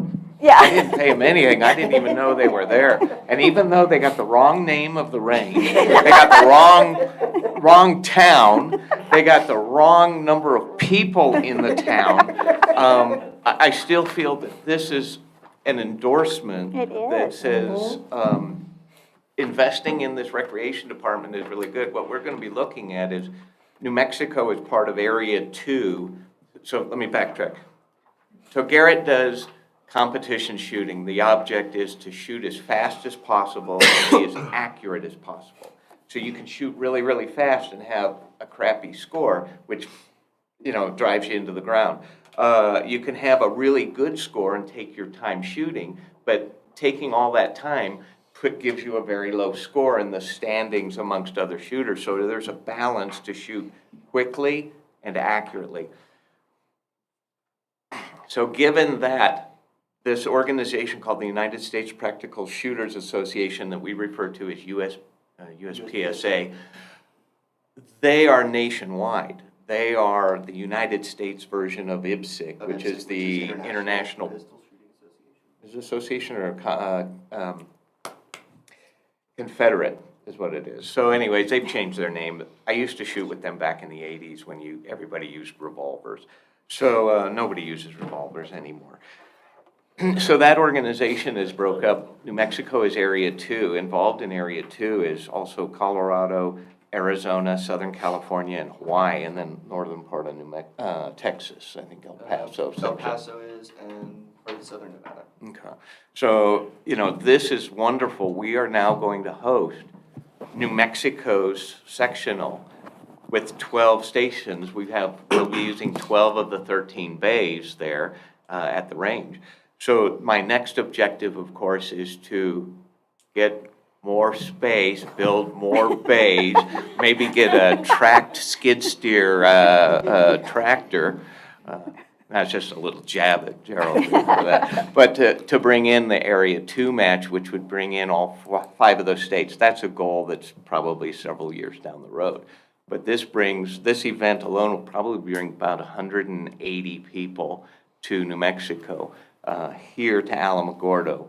And so we're looking very forward to that. That's awesome. Good So job. thank you for Well sharing done. the video and allowing us to come down Yes. and give some content. Yes. And I'll just say that the sectional was, the dates are solidified, and it is going to be at this range. It's October 10th through the 15th. 9th through the 13th. So they'll actually come in on a Wednesday, start setting up. They'll bring in extra porta potties. Now, when I say who is they? So the section relies on the local clubs to do, we'll say, the legwork. The section orders jerseys like you see me wearing. They order the awards, they do stuff like that. But as far as like interfacing with the local range, advertising, getting the match set up on the internet for scoring purposes, all that kind of stuff is done through the local clubs. So OPSA will be facilitating 90% of what goes on for the match. Awesome. So we'll be looking at food trucks, and that's not something that we're going to do at the county. The regional or the sectional individuals will hire that out. We'll make sure that they meet all of our requirements, but this will have food there on the facilities, and it gives the mobile caterers a chance to see the range, and then down the road we can think about having them come out on weekend events and things like that as the range becomes more of a attraction to the community. Well, that's awesome. Congratulations and thank you. Thank you. Thank you. For my last, I just want to make sure I can attend Women on Target. Yes. I have a full day of events, but all the ladies here want to learn how to shoot. This is really, really good event. I have attended it before. Yep. April 13th. All right, thank you guys very much. Okay, since our last meeting, I have a lot of junk here. Are you sure? After our last meeting, I left the next day for Washington, D.C. I was there from the 9th through the 14th of February. And when I was there, I met with the office, the staff of Senator Heinrich, Senator Lujan, Congresswoman Fernandez, and we left paperwork for Congresswoman Stansberry's staff. I was representing Otero County. Tina Dixon was there representing Roosevelt County. Dean Jackson and Brad Weber were representing Lee County. The discussions were about the proposed changes to the BLM and the United States Forest Service policies that will damage the ranching community and oil and gas production in the state of New Mexico and our respective counties. Congresswoman Teresa Ledger Fernandez met with members of the New Mexico delegation for a breakfast meeting at the Monocle Cafe on Capitol Hill and kind of gave us a rundown of what she's been doing. On February 15th, I attended the special commission meeting on the lodger's tax. February 20th, I attended a meeting with the United States Forest Service and met the new forest supervisor, Jason Freeman. This meeting was regarding the Goss's AOI, which we talked about that a little bit today. We kind of got off to a little bit of a rocky start at that meeting, but we kind of worked through it, and we went ahead and had a productive meeting. It lasted for a couple hours.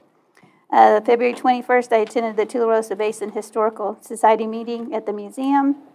On February 22nd, had a meeting with Roswell County Commissioner Tina Dixon at the Inn of the Mountain Gods to make arrangements for hotel rooms, food, and conference rooms for the New Mexico Commissioners Affiliate Retreat that we're planning for at the end of April. So that'll be in Otero County, so I'm proud of that. And then on February 26th, attended the Tularosa Basin Regional Dispatch Authority Board meeting, and that was held at our amazing new dispatch center.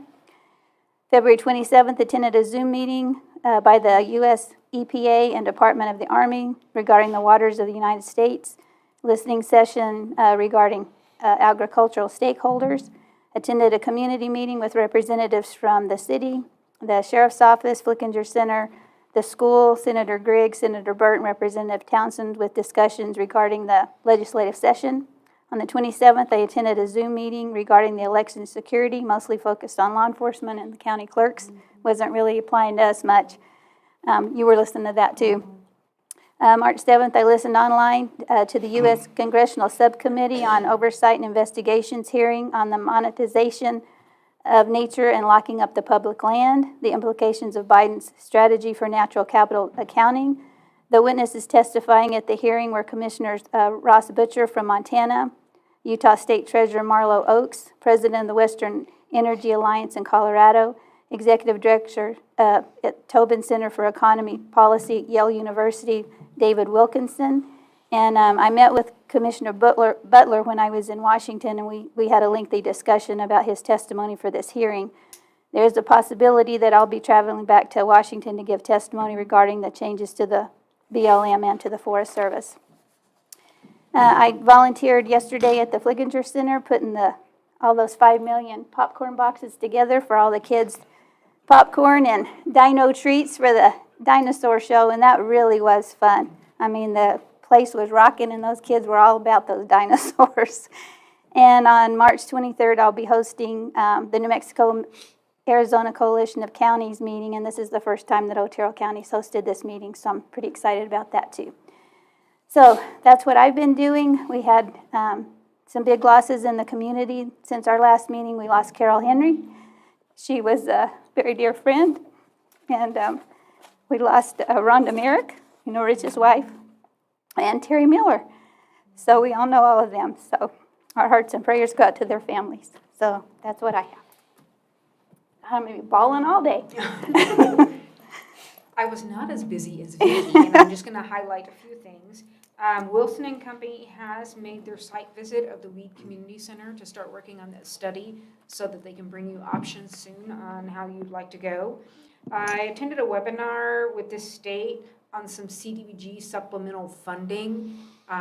They only have $4 million available for the whole state out of all the CDBG recipients right now. Ours is the Chins building, I anticipate if they're gonna fund anything, they're gonna give everybody like $200,000. So I'm gonna work with Trent and see if there's anything. It has to be the current scope of work. So if there were any cost overruns, we may can address that. And that is due March 21st, so he and I have to get on it. I did attend the PSAT board meeting and we approved the budget that John Barney presented. You will see that coming to you next week. I met with Julianne on department budgets in preparation for next week's budget meeting. So that'll be interesting.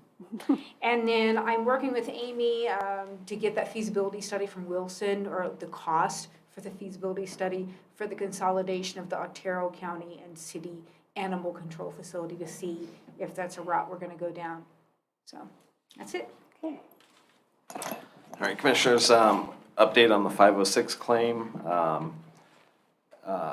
Wilson and Company wasn't able to do a expert opinion on the road. They went and looked at it and didn't feel that they had a sufficient enough baseline to be able to offer a professional opinion. But I did get one from a gentleman at Mesa Verde that Tom connected me with, and he said that the damage was due to tanks. And so I submitted that letter to the Army, and then some attorney from the East Coast contacted me, and he's clearly never been in a tank, and or seen how tracked vehicles work, because he's having trouble understanding how they do damage to roads. So I haven't responded to him yet, but I'm gonna respond with some documentation on how roads are made. And then I'm gonna submit some YouTube videos of tanks going over things. Wow. And we'll go from there. You can borrow my deuce and a half if you need to. Okay.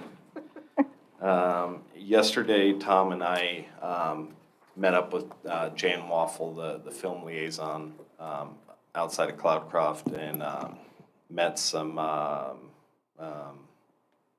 film crew from a Netflix show called Tex-Mex Cars or something like that. The first season's on Netflix. They're filming the second season, and they take cars that they find in the Texas, Mexico, New Mexico area, and they restore them, and then they do a show, like an hour segment on each car. So they have a Fox body Mustang in '84, and they wanted to film it driving in the mountains. So we took them out to the Tiburon Highway and showed them where they could film, and so they're gonna film later this month. So that'll be cool. I attended a couple meetings with the city manager and assistant city manager, and then one is a monthly meeting that we're doing that is the Chamber of Commerce, Alamogordo Main Street, and then the city manager and assistant manager, and Pamela and I, and it's just a monthly sync between all of us to make sure we're on the same page and we're bouncing ideas off each other, and we're working towards a common goal of developing the community and supporting economic opportunities. So it's a good thing. I don't know why it hasn't happened before, but we're doing it now. As far as the courthouse, we approved the contract for the design and building today. So we will resume meetings on Monday with the courthouse committee to get this design put together and get the ball rolling. As far as the land donation, I thought it would be done by now, but it's not. The part that we're still on right now is the survey. The survey's been going on for months, so it turned out that the easement is in the wrong place on the current plat, and then the power lines that were built aren't on the where the easement should be or where it's depicted on the plat, and then all the city's water lines are not where the easement depicts them, and this is an opportunity to get it all right, and we don't want to redo it, so we're working on getting all of that mapped out. Otero met with P&M and the city to make sure they weren't gonna have issues with putting things where they should be, and luckily they were on board with it. So that is pretty much the final step, and then getting the subdivision approved by the city, but that's already been discussed with the city planner, and she has the authority to sign it, because it's 3 parcels. So hopefully that'll be done in the next week or two, and then we can approve it here and send it up to the state to approve. But it's gonna take about 4 to 6 more months of designing and planning. So I think it will converge where we've got the land, the plans are in place, we get a contractor, and then we start breaking ground. On the Weed Community Center real quick, our impediment to getting the lease recently has been, well, one of the things has been insurance, and it's very expensive. We found them the best price we could get, but I talked to them about applying for community grants, that we do that for nonprofits that are doing things to support their community and stuff, which is what they're doing. So I told them just to submit for operating expenses, and that will help them be able to comply with the insurance requirements, if you guys approve it. I've attended a couple meetings with the Forest Service and New Mexico Forestry, and some folks from Wood for Life, and we are working on getting the project in place to provide firewood for the indigents, so taking wood off the forest and then giving it away to people that need it for heating. So hopefully we have something in place by next winter. And then I worked with Tom and Pablo. We submitted 2 Colonius grants on Friday or Monday, I don't remember, sometime recently. One for Bent to plan and design road improvements, safety improvements, and flood mitigation. And then one for Twin Forks, 16 Springs area to deal with flooding mitigation and road improvement. So hopefully we get those. And then lastly, I spent a few days in Europe. So my wife had to go out there for work, and so we took 3 days and hit 4 countries. We went to Germany, France, Belgium, and Luxembourg, and it was really cool to see. I'd never been. Got to see where the Battle of Bulge took place in Bastogne, Belgium, and like that's that town's identity. They are so thankful to America for liberating them, and it's all over the city. And there's a really awesome museum there that is dedicated to all of it. And then, so you're aware, the French are trying to take tacos. They have a thing called French tacos. And they have French taco restaurants. I didn't get to try one. They kind of look like California burritos, but they also have like cordon bleu flavored ones. Yeah. And I went into a French grocery store, and they had an old El Paso brand French taco kit. Did you take them some green chilies? That we should capitalize on that. And then we went to an apple and pear orchard in Luxembourg and saw where they were making cidering. So it was cool. Well, we're glad you came back. All rested and full of humor. Yes. So I got a couple questions, and I forgot to ask Tom on the Lawless Road, the bridge that was washed out. Is there? Bridge that washed out? The cavern.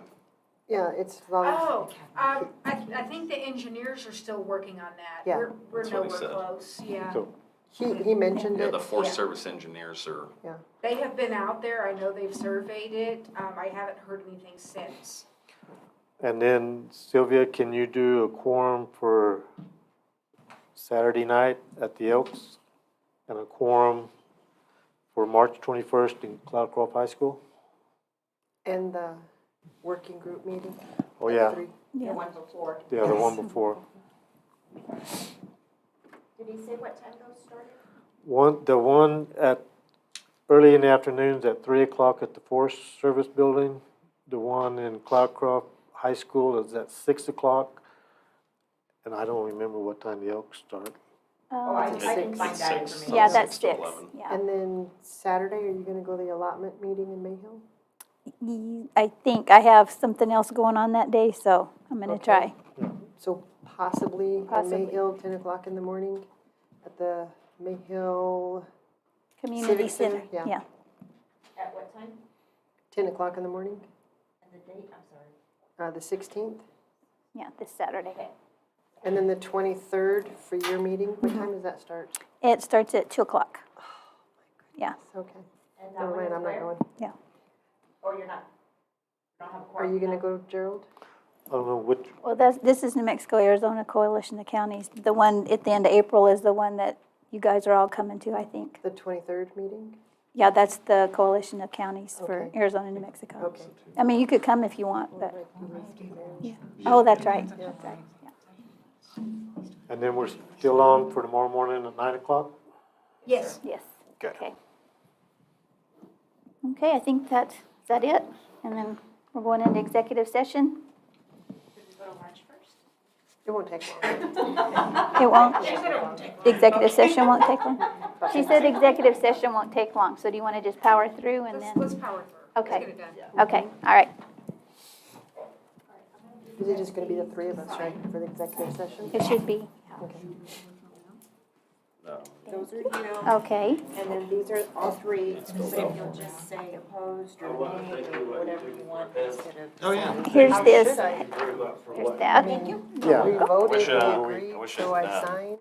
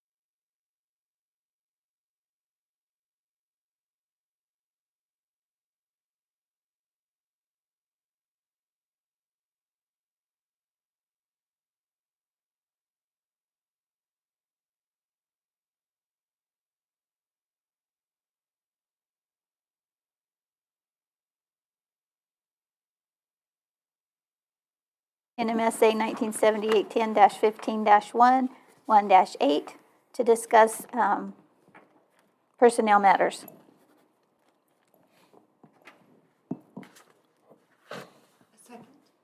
Oh, second that? Yeah. Yeah. I was like, somebody second it. Okay, all in favor? Aye. Aye. Okay, We need Commissioner Markwart, here. Commissioner Matherly, Here.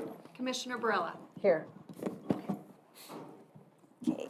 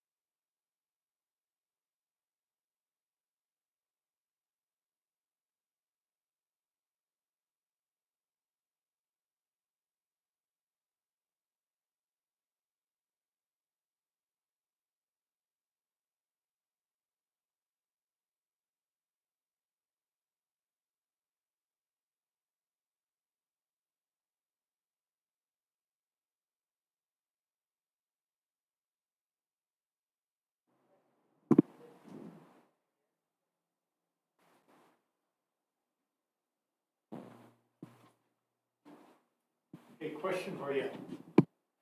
How do we get access to the budgets or the budget reports? Are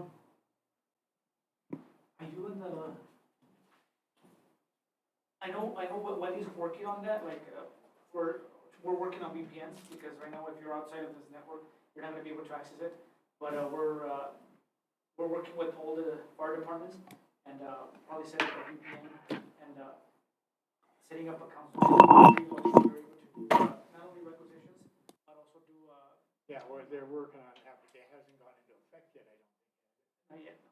But how about having, she's expecting us to monitor everything and make sure it's right now, and we don't even have access to it. Right, I know, that you should have, well, even if you had access, you wouldn't be able to log in unless you're here, because we haven't set up the VPN for the fire department.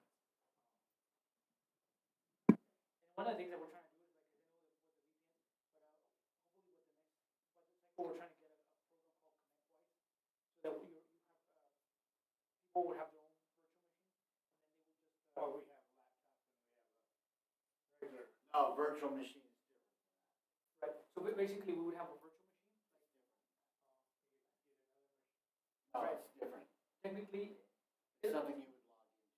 right, okay. So you would have your laptop, and you would have your, we would set up ConnectWise on your laptop, and then technically on our server, we would have like, technically you would have your own computer, but it's virtual,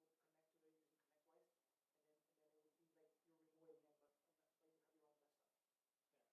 But that's what we're working on so far on that. And then I know Wendy wanted to do that too, because whenever she's away, she wants to be able to approve requisitions as well. So that's one thing that we're definitely wanting to work on in the same column. But it's a pain in the ass. You can't access it, look at it, and then she bitches because it's not, because you overspend on something. Right, and I think with the new requisitions, even if you're doing the requisitions on Well, the new one won't let you, when I know when the system's in effect, the new one won't let you go over. right, it'll tell you how much, and then, Yeah. of course, then you have to